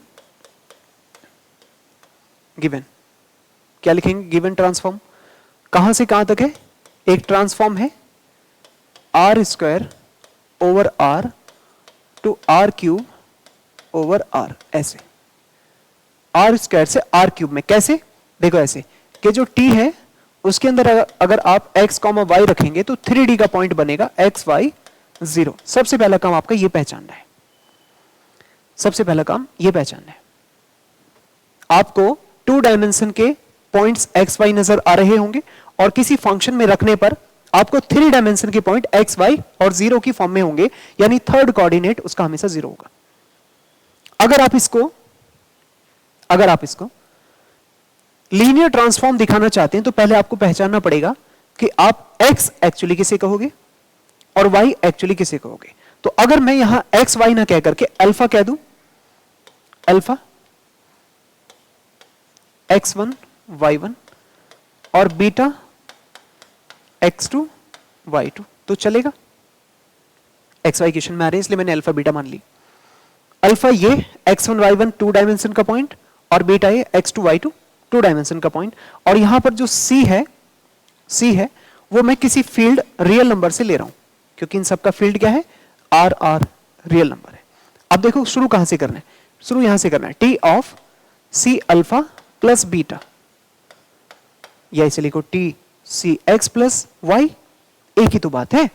एक्स वाई चूंकि इक्वेशन में तो मैंने नहीं लिखा उसे, आपकी मर्जी से एक्स वाई कहो तो सी एक्स प्लस वाई कर देना। तो देखो क्या क्या करेंगे, टी ध्यान से देखो सी एक्स ब्रैकेट देखना, सी और अल्फा का मतलब x1 y1 प्लस यहां पे कॉमा है प्लस x2 y2। बात समझ में आ रही है आपको? और ये सब कुछ ट्रांसफॉर्मेशन के अंदर है। अब देखो इस ट्रांसफॉर्मेशन को ठीक करें तो आपको क्या ऐसा नहीं मिलेगा, सी x1 प्लस x2 दिख रहा है, कॉमा सी y1 प्लस y2। बताओ ध्यान से समझो इसको, क्या किया मैंने, मल्टीप्लाई कर दिया, कोऑर्डिनेट वाइज इसे जोड़ दिया। सुन पा रहे हैं आप? अब ट्रांसफॉर्मेशन पे ध्यान दो। इस टू डायमेंशन की ट्रांसफॉर्मेशन, जैसे कि टू डायमेंशन है, कैसे आंसर आएगा इसका, first coordinate as it is, second coordinate as it is, और थर्ड कोऑर्डिनेट एक और बना दिया गया जीरो बनाकर। तो इसे आप क्या लिखो, इसे आप ऐसे लिख सकते हो, first coordinate as it is c x1 plus x2, second coordinate as it is c y1 plus y2, और थर्ड कोऑर्डिनेट में जीरो लग गया है। देखो मुझे ये सेट नहीं बनाने चाहिए, ब्रैकेट लगाना होगा ऐसे, सेट में तो फिर ये काउंटिंग हो जाएगी, ऐसे लगा दिया, ठीक है। अब बड़ा ब्रैकेट लगा देना। अब देखो ट्रांसफॉर्मेशन हट चुकी है यहां से, ये गिवन ट्रांसफॉर्मेशन के हिसाब से जब टी हटेगा, जैसे यहां पर बोल रहे हैं कि टी हटेगा जब, तो फिर ये टी रिमूव होगा तो x y और तीसरा जीरो। तो इसी तरह से फर्स्ट कोऑर्डिनेट, सेकंड कोऑर्डिनेट और थर्ड वन क्या होगा, जीरो। एक तरीका तो यह है कि आप टी सी अल्फा प्लस बीटा की वैल्यू अलग निकालो, इक्वेशन 1, और फिर c T alpha plus beta की वैल्यू अलग निकालो, उन दोनों को जोड़ो, वो इक्वेशन 2, और फिर देखेंगे आप ये उसी के बराबर आएगा। दूसरा तरीका, ये टू कोऑर्डिनेट्स है ना प्लस करके, आप इसी को आगे बढ़ा दो। कैसे लिख सकते हैं, सी x1 पहले ब्रैकेट में सी x1 सी y1 जीरो, जीरो को जीरो प्लस जीरो समझो, दूसरे ब्रैकेट में x2 y2 और जीरो।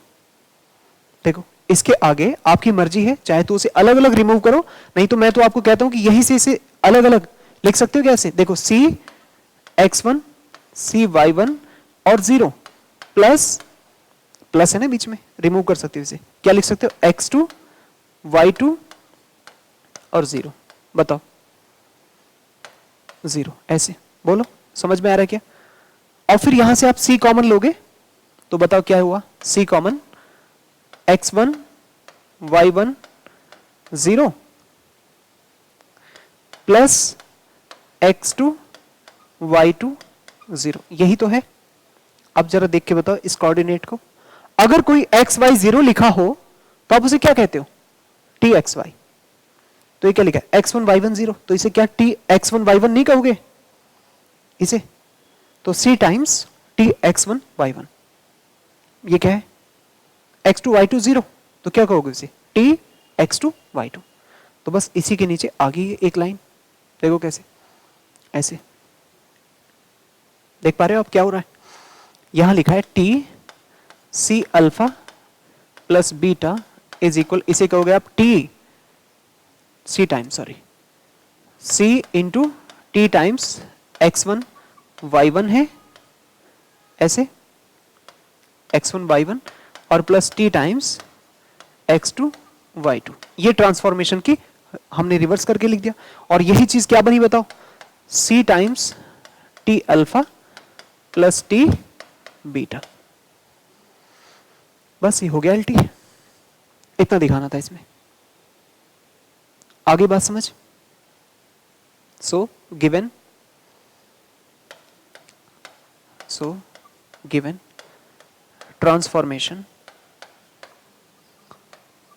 transformation is linear,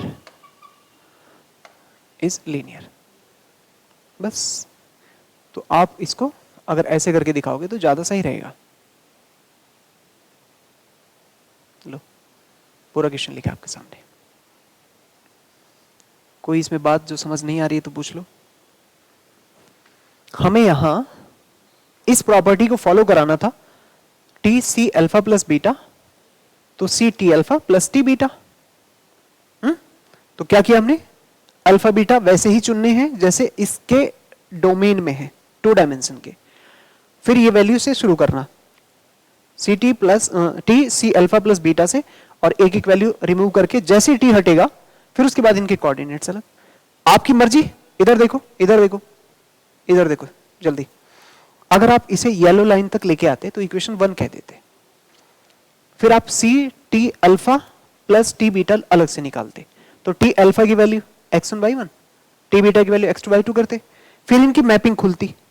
तो ये ब्रैकेट के बाहर सी कैसे खुलेंगे, x1/1 तीसरा 0, x2/2 तीसरा 0, फिर इसे सी से मल्टीप्लाई करते ये आता, और फिर जोड़ते तो यही नहीं आ जाता। ऐसा ही बस, चाहे तो वापस करके इधर ले आओ, आएंगे वहीं, या फिर इसी से आगे बढ़ा दो, वो पहुंच जाएंगे। तो इतने आसान क्वेश्चन होते हैं। ठीक है, सारे क्वेश्चन ऐसे होंगे, सब क्वेश्चंस। करो इसे, नोट करो।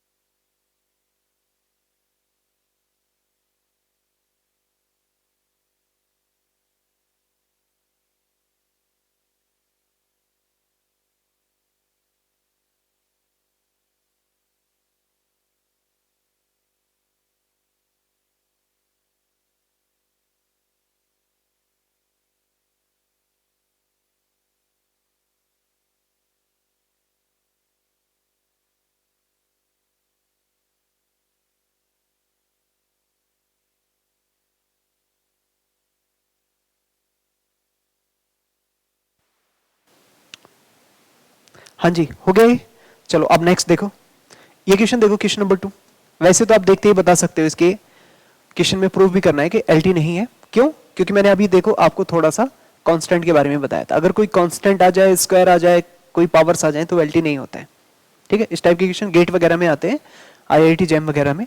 Show that the mapping f R cube to R square defined by, देखो आर क्यूब यानी 3 डायमेंशन का पॉइंट है यहाँ, और कहा जा रहा है 2 डायमेंशन में, कॉमा लगा यहाँ पर, x+3 comma y+z is not linear transformation.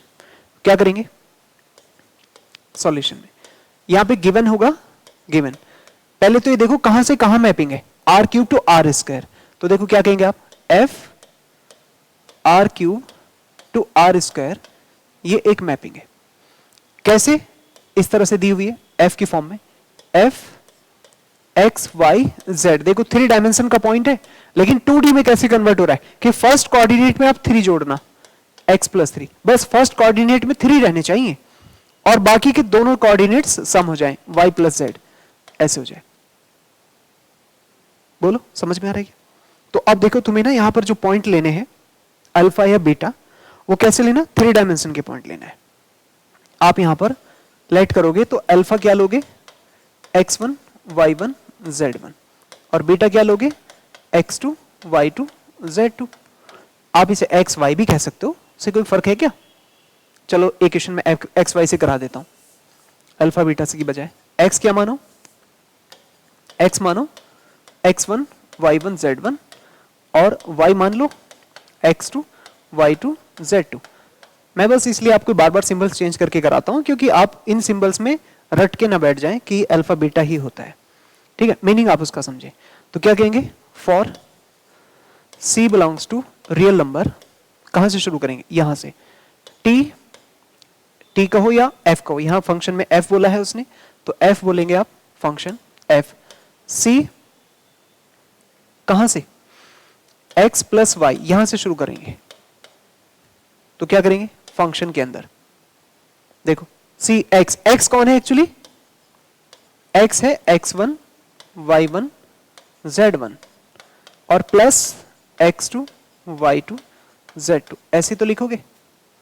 C x plus Y का मतलब x हमने वो x1 y1 z1 माना, y x2 y2 z2 माना, ठीक। अब इसके बाद इसको ठीक करो, पहले क्या आएगा, ये आएगा पहला ब्रैकेट सी x1,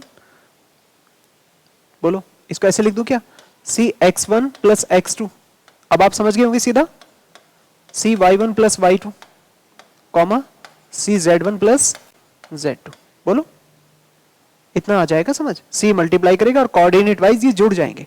अब देखो कोऑर्डिनेट वाइज तो जुड़ गए, ठीक है, अच्छी बात, लेकिन अब जरा यहां सोचो, देखो यहां सोचो कि इस कोऑर्डिनेट्स में कैसे एक्सपेंड होंगे। फर्स्ट वाले के साथ 3 जोड़ना है और बाकी के दोनों प्लस होंगे। रूल समझो क्या है, मैपिंग कह रही है कि x और x के साथ तो +3 करना है, 3 प्लस, और यहां y z दोनों लास्ट के कोऑर्डिनेट जोड़ने हैं। तो अब आप इसके हिसाब से इसे क्या लिखोगे, देखो क्या लिखोगे, f of C x plus y, कैसे लिखोगे इसे, इसे आप कहोगे कि ये लिखा जाएगा C X one plus X two, इसके साथ 3 जोड़ना है, ये 3 स्पेशली ध्यान से, और कॉमा कॉमा आगे देखो इन दोनों को एक साथ C Y one plus Y two plus C Z one plus Z two, ठीक है। अब इसे आप यहां पे इक्वेशन 1 मान लो। अब मैं इसको दूसरी तरह से करा के दिखाता हूं, इसमें सेकंड पार्ट इसका आप निकालने जाएंगे, सेकंड पार्ट। अब सेकंड पार्ट क्या है, नाउ इस तरह निकालो, c F x plus F y, अब इसकी वैल्यू निकालो, देख रहे हो, इसी का दूसरा पार्ट जो राइट साइड है। अब इसे आप निकाल के देखेंगे ना, ये वैल्यू अलग आएगी, देखो कैसे, सी एफ एक्स का मतलब x1 y1 z1, x किसको माना, x1 y1 z1 को, और fy किसको माना आपने, x2 y2 z2, ऐसे इसको कहा। अब कोऑर्डिनेट के हिसाब से, मैपिंग के हिसाब से क्या होना चाहिए, c टाइम्स, ठीक। देखो तो फर्स्ट कोऑर्डिनेट में 3 जोड़ना है, x1 प्लस 3 और ये y1 प्लस z1 एक साथ, कॉमा, ये समझ में आ रहा है आपको, बोलो। ये जब f हटेगा तो इस तरह से हटेगा, f is such that x plus 3 and y plus z, ऐसे प्लस लिखा है आगे, इसमें भी करो तो x2 plus 3 and y2 plus z2, यही तो आएगा। अब इन्हें कोऑर्डिनेट वाइज जोड़ दो आपस में, तो बताओ c x1 प्लस 3c, समझ रहे हो, c x1 प्लस 3c, और यहां से x2 प्लस 3, तो मैं देखो ऐसे करके लिख रहा हूं इसे, c x1 plus x2 plus 3c और प्लस 3, बस यही चेंज हो गया। देख लो यहां, देख लो, c x1 plus x2 equal plus 3, और यहां पे क्या लिखा है, ये 3c एक्स्ट्रा है, यहां कुछ और लिखा है। तो चाहो तो इसे मैं ऐसे लिख करके 3 प्लस 3c लिखता हूं ऐसे, ताकि चेंज बाद में दिखाई दे, ऐसे कोऑर्डिनेट वाइज। बस इतने से ही आप कह सकते हैं फेल हो गया, बाकी लिख दो इसे पूरा, comma c Y one plus Y two और सी Z1 प्लस Z2 ऐसे। ये इक्वेशन नंबर 2 है। अब इक्वेशन 1 और 2 बराबर नहीं है। क्यों नहीं है बराबर बोलो? इस 3C की वजह से। समझ रहे हो आप? ये जो 3C है यहां, ये 3C वो नहीं है जो यहां ऊपर लिखा था। अब equation 1 2 not equal, that's why this is not a linear transformation. लिखेंगे since 1 not equal to, equation 1 not equal to, that is f of cx plus y not equal c of fx plus fy। इसे verify कराना होता है। सो f is not linear transformation, ये जो है linear transformation नहीं है। बोलो समझ में आ रहा है क्या? इसमें आपको अलग अलग इक्वेशंस निकाल के लेके जानी पड़ेगी, क्योंकि जो लीनियर ट्रांसफॉर्मेशन नहीं आएगी उसमें नहीं पता आपको कैसे सेपरेट करना है। जैसे लास्ट वाले इक्वेशन में तो लीनियर ट्रांसफॉर्मेशन था, तो इजीली आप इसको यहां अलग अलग सेपरेट करके सी एफ एक्स और एफ वाई की तरह, जैसे यहाँ सी टी अल्फा और टी बीटा दिखा दिया हमने, तो ये तो कर सकते हो आप यहाँ। लेकिन अगर किसी इक्वेशन में आपको चेक करना है तो अलग अलग इक्वेशन बनाए, देखें इक्वल आ रही है तो ठीक, नहीं आ रही है तो ट्रांसफॉर्मेशन नहीं होगा। ठीक है, ये क्वेश्चंस हैं इस तरीके के। एक इक्वेशन देखना जरा, क्या लिखा है आपके सामने। इसे शो करना है कि लीनियर ट्रांसफॉर्मेशन है या नहीं, शो ही करना है। तो आप इसी तरह से टी ट्रांसफॉर्मेशन को एक्स वाई कोऑर्डिनेट्स मानते हुए जल्दी से सॉल्व करो। इक्वेशन 1 इक्वेशन 2 दोनों निकालो और देखना वो इक्वल आएंगे। थोड़ा जल्दी, लेंथी सी 3 डायमेंशन की है, हाथ चला के काम करना। कहां की ट्रांसफॉर्मेशन है? R cube to R cube, 3 dimension से 3 डायमेंशन में ही है। ए बी सी जो है इस तरह से गिवन है, a plus b plus 5c comma a plus 2c comma 2b plus 6c। देखो कैसे करेंगे आप गिवन ट्रांसफॉर्मेशन।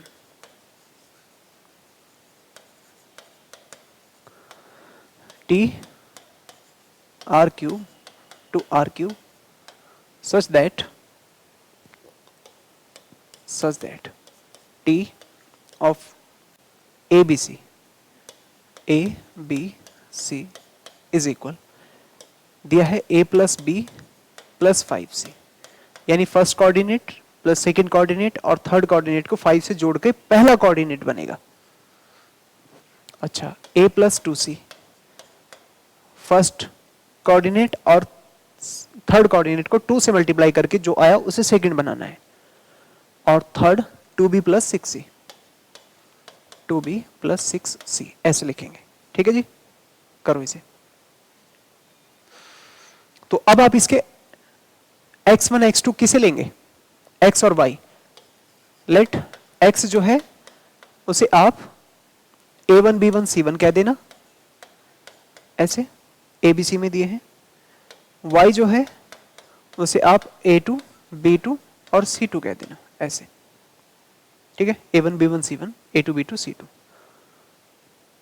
और फिर यहां से शुरू करेंगे। For any c belongs to real number, for any c belongs to real number, t of cx plus y is equal, इसकी वैल्यू निकालो। तो t cx, तो c times of a1 b1 c1 plus a2 b2 c2, ऐसे। पहले इन्हें coordinate wise जोड़ दो। t times क्या कर सकते हैं, सी a1 प्लस a2, फिर सी b1 प्लस b2, फिर आएगा सी c1 plus c2। Coordinate wise हमने इसे सम कर दिया है। तो अब देखो क्या कहा उन्होंने ये कहा कि आप अपनी मैपिंग जब रिमूव करेंगे, टी हटाएंगे यहां से, तो first plus second plus 5c इस तरह से ये मैपिंग हटेंगी। तो आप इसे फर्स्ट सेकंड और थर्ड समझो अपने दिमाग में। ये क्या है? ये फर्स्ट है, ये सेकंड है और ये थर्ड है। तो इसमें आप इसी लॉजिक के हिसाब से इन मैपिंग को ओपन करें। हाँ जी, तो देखो क्या आएगा, थोड़ा सा लेंदी होगा, ध्यान से करना। First plus second, CA1 plus A2, CB1 plus B2 plus third को 5 से मल्टीप्लाई करके 5C1 5CC1 प्लस 5C2, ये हमारा फर्स्ट कोऑर्डिनेट बना, फर्स्ट कोऑर्डिनेट। सेकंड में क्या है, फर्स्ट प्लस थर्ड को 2 से मल्टीप्लाई करके, फर्स्ट प्लस थर्ड को 2 से मल्टीप्लाई करके, तो फर्स्ट कौन है, CA1 प्लस A2 और प्लस थर्ड वाले को 2 से मल्टीप्लाई करके, तो इसको 2 से मल्टीप्लाई कर दो, 2C1 2CC1 प्लस 2C2, ये हमारा सेकंड कोऑर्डिनेट आया। और थर्ड कोऑर्डिनेट क्या बनेगा, कॉमा लगा दो इसके आगे, third coordinate 2B plus 6C, second वाले को 2 से मल्टीप्लाई और थर्ड वाले को 6 से मल्टीप्लाई, तो क्या आएगा 2CB1 प्लस 2B2 और थर्ड वाले को 6 से, इसको 6 से 6CC1 प्लस 6C2, इसे आप इक्वेशन 1 कह के यहीं छोड़ दो, बस हम नहीं बढ़ा रहे इसको आगे, ठीक है। आराम से अपने हिसाब से आप मल्टीप्लाई करो, इक्वेशन 1 बना लो इसे, फिर दूसरी अपने आप निकाल देंगे, उसको इसके इक्वल कर देंगे। ध्यान से देखते हुए कि रूल क्या कहता है, A plus B plus 5C, first plus second और थर्ड को 5 से मल्टीप्लाई करके, तो फर्स्ट ये रहा, सेकंड ये रहा, और इन थर्ड को 5 से मल्टीप्लाई किया। आगे A प्लस 2C, फर्स्ट और थर्ड को 2 से मल्टीप्लाई करके, तो फर्स्ट ये रहा और थर्ड वाले को 2 से मल्टीप्लाई करके लिखा, थर्ड कौन है, ये है थर्ड। और फिर 2B प्लस 6C, सेकंड को 2 से मल्टीप्लाई किया, तो ये 2 से मल्टीप्लाई हो गया, और प्लस 6 थर्ड वाले को, ये वाला थर्ड हमारा CC1 प्लस C2, इसको 6 से मल्टीप्लाई किया, ये लिख दिया हमने ऐसे। देखो इसको थोड़ा आगे बढ़ाकर रिमूव कर सकते हैं, मतलब ब्रैकेट में कट करके, लेकिन मैं चाहता हूं कि आप इसके चक्कर में मत पड़ना, नहीं तो बहुत दिमाग लग जाएगा आपका और टाइम भी लगेगा। क्या करना, इसका दूसरा पार्ट अपने आप निकालना, CTX प्लस Y, वो दूसरा वाला पार्ट, उसे इक्वेशन 2 बनाना, और वो इसी के इक्वल आएगा। इससे मत बनाने लगना पहले इक्वेशन की तरह, जैसे दूसरे इक्वेशन मैंने 2 इक्वेशन बनाई ना, ऐसे ही आप इसमें सेकंड इक्वेशन निकालो और वो इसके इक्वल आएगा।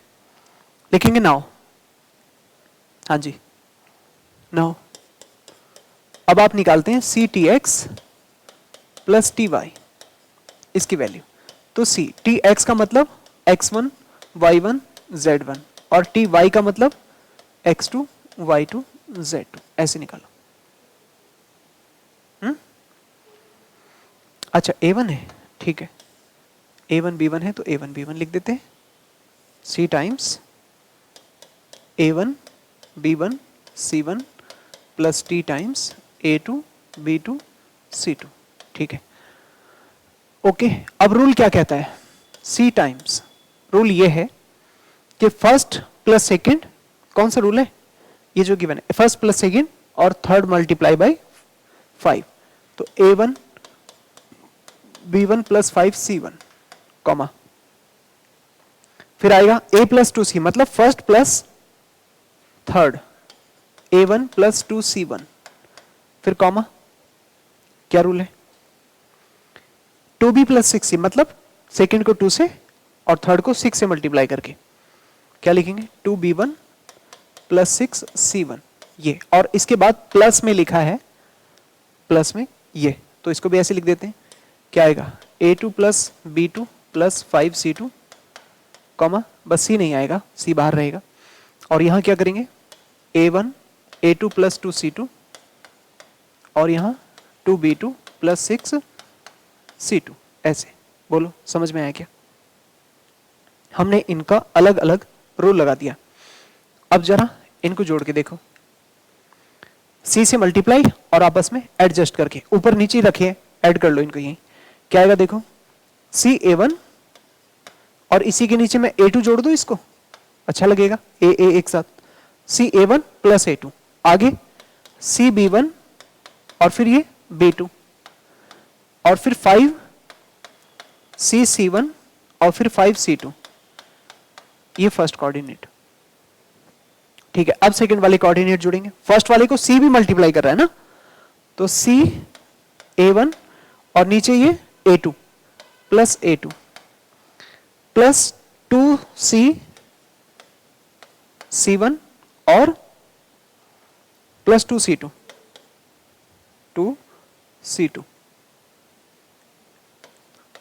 2C2 फिर से कॉमा। थर्ड कोऑर्डिनेट, अब इसका नंबर है, इसको C से मल्टीप्लाई करेंगे तो 2CB1 प्लस 2B2 ऐसे, और फिर से इसको 6 से मल्टीप्लाई करके 6C1 प्लस 6C2। अब आप ध्यान से देखना, पूरी इक्वेशन नंबर 2 बनेगी 1 के बराबर। यही है जो यहां पर लिखा हुआ है, ये पूरा सिस्टम से लिखना, थोड़ा पहले A फिर B फिर C, लिखते हुए थोड़ा सा ये सीक्वेंस समझ लेना। अपनी मर्जी से ऐसे मत लिखना A1 B1 C1 5C1 फिर ये ऐसे, फिर थोड़ा एक लाइन और उलझ के लिखोगे। इससे अच्छा शुरू में ही इसको सीक्वेंस के हिसाब से लिखो, पहले A फिर B फिर C, जैसे A और C फिर B फिर C। तो अब आप देखना, जैसे आप लिखोगे तुरंत वही इक्वेशन आएगी। एग्जाम में बिल्कुल भी दिमाग मत लगाना, इक्वेशन 1 यहां छाप देना। क्या कह रहे हैं? एग्जाम में इनमें दिमाग मत लगाना, सॉल्व करने में टाइम होगा ही नहीं। जब ये लीनियर है तो आएगी इक्वल, तुरंत आपके ऊपर ये लिखी हुई इक्वेशन, फटाफट से उसी को लिख देना। एग्जाम में नहीं होगा हमारे पास इतना दिमाग, ठीक है। और भी बहुत सारी चीजें हैं करने के लिए, तो एग्जाम में ये बिल्कुल भी आप टेंशन मत लेना, लीनियर ट्रांसफॉर्मेशन आती ही है। जो नहीं आएगी या तो क्वाड्रेटिक होगी या फिर उसमें कोई कांस्टेंट होगा, साफ सुथरी बात है। तो क्या कहेंगे, 10 इक्वेशन 1 इक्वल टू, यानी t cx plus y ctx plus ty, hence t is a linear transformation या होमोमॉर्फिज्म। ठीक है, ये भी इसका मतलब भी वही है, होमोमॉर्फिज्म। तो ये हुआ क्वेश्चन जिसमें आपको होमोमॉर्फिज्म दिखाना था। एक दो क्वेश्चन और देख लेते हैं। देखो ये क्वेश्चन आया हुआ है 2014 में 10 मार्क्स का, यूपीएससी के अंदर 10 मार्क्स का क्वेश्चन आया ही। और देखो कितना आसान क्वेश्चन पूछा उन्होंने। मैंने सबसे लेंथी क्वेश्चन आपको करा दिया है, इससे ज्यादा लेंथी क्वेश्चन अभी तक नहीं पूछा जाएगा। 3 कोऑर्डिनेट से ज्यादा नहीं पूछेंगे वो। Show that the mapping fr square to r cube defined by this is a linear transformation। Simple है, 2 डायमेंशन का, फटाफट से कर दो इसे। क्वेश्चन नंबर 4 2 डायमेंशन का, करो जल्दी। ए बी में दिया है तो आप सी एक्स प्लस वाई ले लेना, अगर एक्स में होता है तो फिर अल्फा बीटा में ले लेना, है ना, जैसे मर्जी आप चाहो। Given f R square to R cube, क्या दिया है, f of a b is equal a plus B, a minus b और बी। तो इसके आप एक्स वाई ले लेना। एक्स कितना आएगा, a1 b1 और y a2 b2, 2 डायमेंशन की पॉइंट है, a1 b1 a2 b2। फिर for c belongs to real number, यहां से शुरू करेंगे, t of C x plus y, t नहीं है f है यहाँ, तो f लिख दो।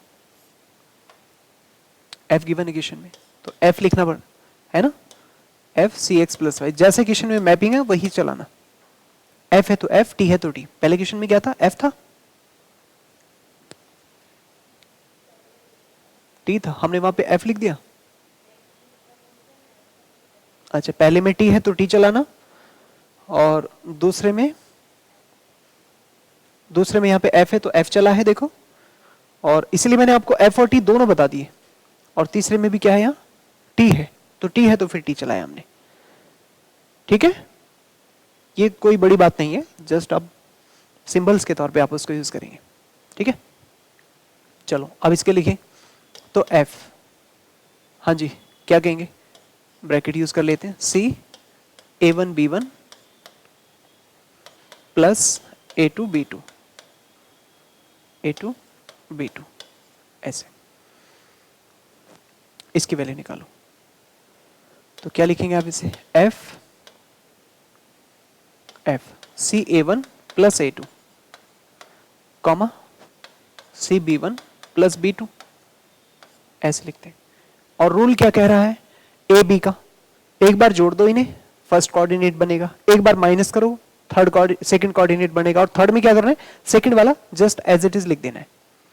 तो लिखो इसे, क्या आएगा, ऐसे सी ए वन प्लस ए two C B one plus B two comma एक बार माइनस सी ए वन प्लस ए two minus C B one minus B two, और फिर थर्ड वाला एज इट इज क्या है, C B one plus B two, ऐसे करके लिख देंगे।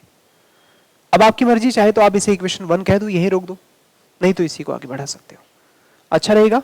आप इन्हें इक्वेशन 1 और 2 कह लो, थोड़ा कम दिमाग लगाना पड़ता है, नहीं तो एलिमिनेट करते हैं तो बहुत बार सोचना पड़ता है किस किस को एक साथ रखें, किसको माइनस करें, ठीक है। अब एंड सी एफ एक्स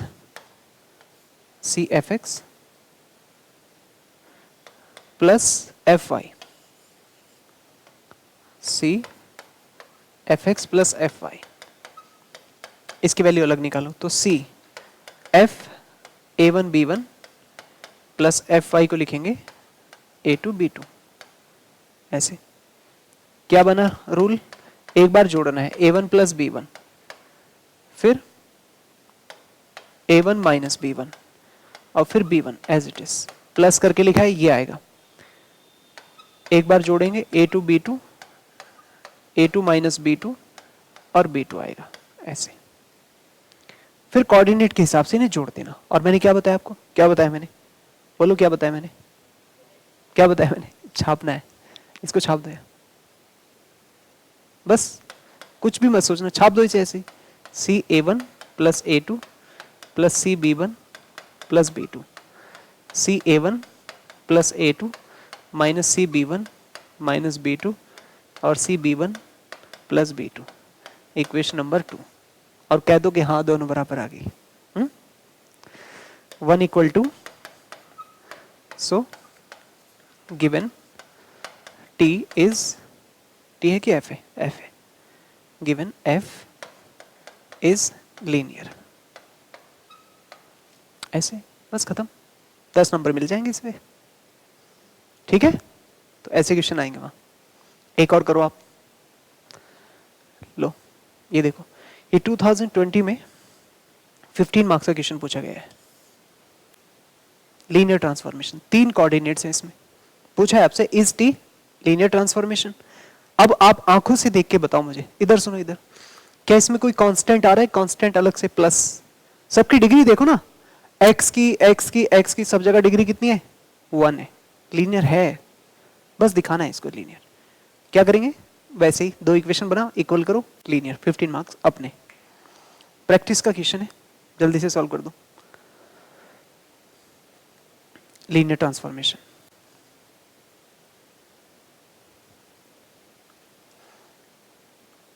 आ रही समझ,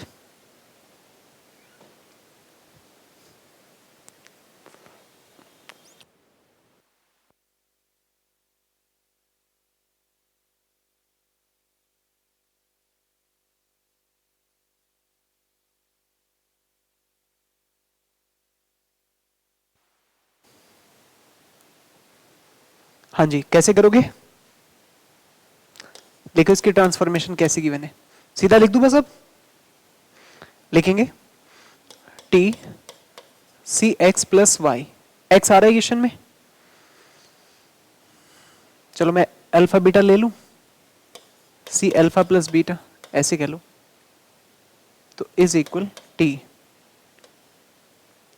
टी सी, अल्फा कैसा होगा, अल्फा होगा x1 x2 x3, और बीटा y1 y2 y3 मान लो, y1 y2 y3 ऐसे मान लो। एक्स वाई क्वेश्चन में आ रहे तो मैंने अल्फा बीटा मान लिया ना, कर सकते हैं ऐसे। अब इसे पहले ठीक करके लिखो, C X one plus Y one comma C X two plus Y two, comma C X three plus Y three, ऐसे, ठीक है, ऐसे लिख देना। अब हमारे लिए ये है फर्स्ट, ये है सेकंड और ये है थर्ड, ऐसे लिख लेना नोट करके अपने समझने के हिसाब से। और रूल क्या है, फर्स्ट सेकंड और थर्ड को 3 से मल्टीप्लाई करके, फिर आगे एक्स फर्स्ट को 2 से और माइनस सेकंड, फर्स्ट को -3 से प्लस सेकंड और माइनस थर्ड, ये है रूल। इसके हिसाब से इन्हें एक्सपेंड करो, क्या बनेगा देखो ऐसे। हाँ जी, बस एक बार मेहनत करके लिख दो इसको, बाकी दोबारा तो हमने छापना ही है। क्या आएगा, सी फर्स्ट प्लस सेकंड, तो ऐसे लिख दो C X one plus Y one plus C X two plus Y two, ये लो फर्स्ट प्लस सेकंड, प्लस 3 को थर्ड को 3 से मल्टीप्लाई करके, तो 3c x3 प्लस 3y3, ये तो आया अपने पास फर्स्ट कोऑर्डिनेट। सेकंड क्या है, 2x1 minus x2, 2x1 minus x2 मतलब फर्स्ट को 2 से माइनस सेकंड, तो इसको 2 से मल्टीप्लाई करो, 2c x1 प्लस 2y1 और माइनस सेकंड x2 है ना, देखो सेकंड नंबर का, तो ये सेकंड नंबर, तो c x2 minus y2, comma, समझे। अब यहां पहुंचे -3x1, यानी फर्स्ट को 3 से मल्टीप्लाई करके विद -3 से, तो -3c x1 और -3y1, ऐसे, ये हुआ 3 फर्स्ट से, प्लस सेकंड, सेकंड वाला ये है, सेकंड वाला, तो plus c x2 plus y2, c x2 plus y2, ऐसे हो गया c x2 प्लस y2, और माइनस x3 थर्ड वाला, तो minus c x3 plus, sorry minus आएगा, माइनस y3, तो ये आएगा इक्वेशन नंबर 1, इसे लिखेंगे इक्वेशन 1। एक बार मेहनत से लिख दो बस, और दोबारा इसको जस्ट छाप देना, ये तो इक्वेशन 1 बना। एंड अब लिखेंगे T C alpha plus T beta, ऐसे, इसकी वैल्यू, तो सी टी, ये x1 y1 z1 plus T x2 y2 z2, ऐसे। तो पहले इनमें अलग अलग लगा दो और फिर बाद में उसको इक्वेशन 1 की तरह इक्वेट कर देना, ठीक है, करो।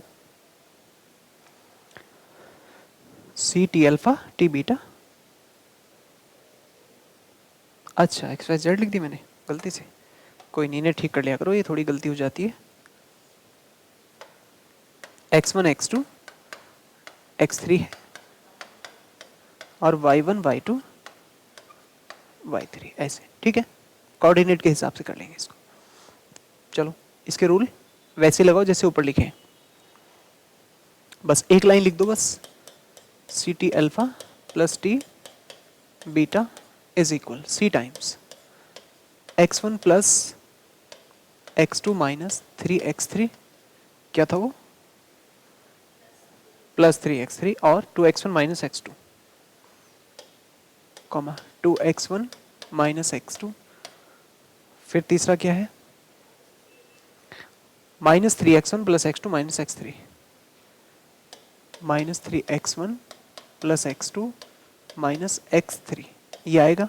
और इसके साथ में प्लस में लिखा है प्लस, तो इसके साथ प्लस लगाना, प्लस नीचे लिख देता हूं, यहां पे प्लस हो रहा है इसके साथ, बिल्कुल जस्ट ऐसे ही, सी नहीं है बस उसमें, है ना, ये सी है, थोड़ा ध्यान से, सी है, तो x2 plus x3 y y y y, y2 y1 plus y2 3y3, comma 2y1 minus y2, comma 3y1 plus y2 minus y3, ठीक है ना। इन्हें थोड़ा जोड़ोगे तो वही आएगा जो इक्वेशन नंबर 1 है, इसलिए आप बिल्कुल भी दिमाग मत लगाना जोड़ने में, इक्वेशन 1 को छाप देना। ठीक वैसे ही तो C X one plus Y one plus C X two plus Y two plus 3c(x3) plus 3y3 ऐसे, फिर 2c(x1) plus 2y1 minus x2 c(x2) c(x2) minus y2, ये कोऑर्डिनेट सेकंड आया। और तीसरा आएगा minus 3c(x1) minus 3y1 plus cx2 plus y2 और minus cx3 और ये y3। ये इक्वेशन नंबर 2 है।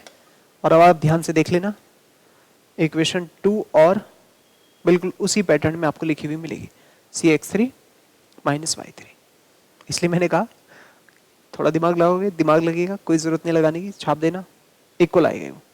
ठीक है, क्वेश्चन देखते ही पता लग जाएगा, लीनियर सब जगह x की फॉर्म लीनियर होगी, कोई कांस्टेंट आएगा लीनियर नहीं होगा। लास्ट में बस क्या कहेंगे, 10 1 बराबर 2 that is t of C x plus y, alpha था ना, c alpha plus beta is equal C T alpha plus T beta. Hence, given T is linear transformation, है ना, या होमोमॉर्फिज्म। ठीक है, होमोमॉर्फिज्म हो जाएगा। तो इस तरीके के क्वेश्चन है, आसान है और ये फ्री में आते हैं नंबर, ये समझ लो आप बस। ठीक है, इन नंबर्स में थोड़ा सा बस लिखने की कला आपको आनी चाहिए और ये क्वेश्चन आराम से हो जाते हैं। और ये इतने ज़्यादा इंपॉर्टेंट है क्योंकि अगर ये यहाँ नहीं हो रहे तो आगे तो फिर हम इसके मैट्रिसेस पढ़ेंगे तो उसमें और प्रॉब्लम आएगी। तो इसलिए इन क्वेश्चंस की प्रैक्टिस आज ही कर लेना। एक छोटा सा असाइनमेंट बना है आपके लिए, ये 4 क्वेश्चंस हैं। ठीक है, इन सब में आप देखना कि कौन से लीनियर ट्रांसफॉर्मेशन है, कौन सी नहीं है।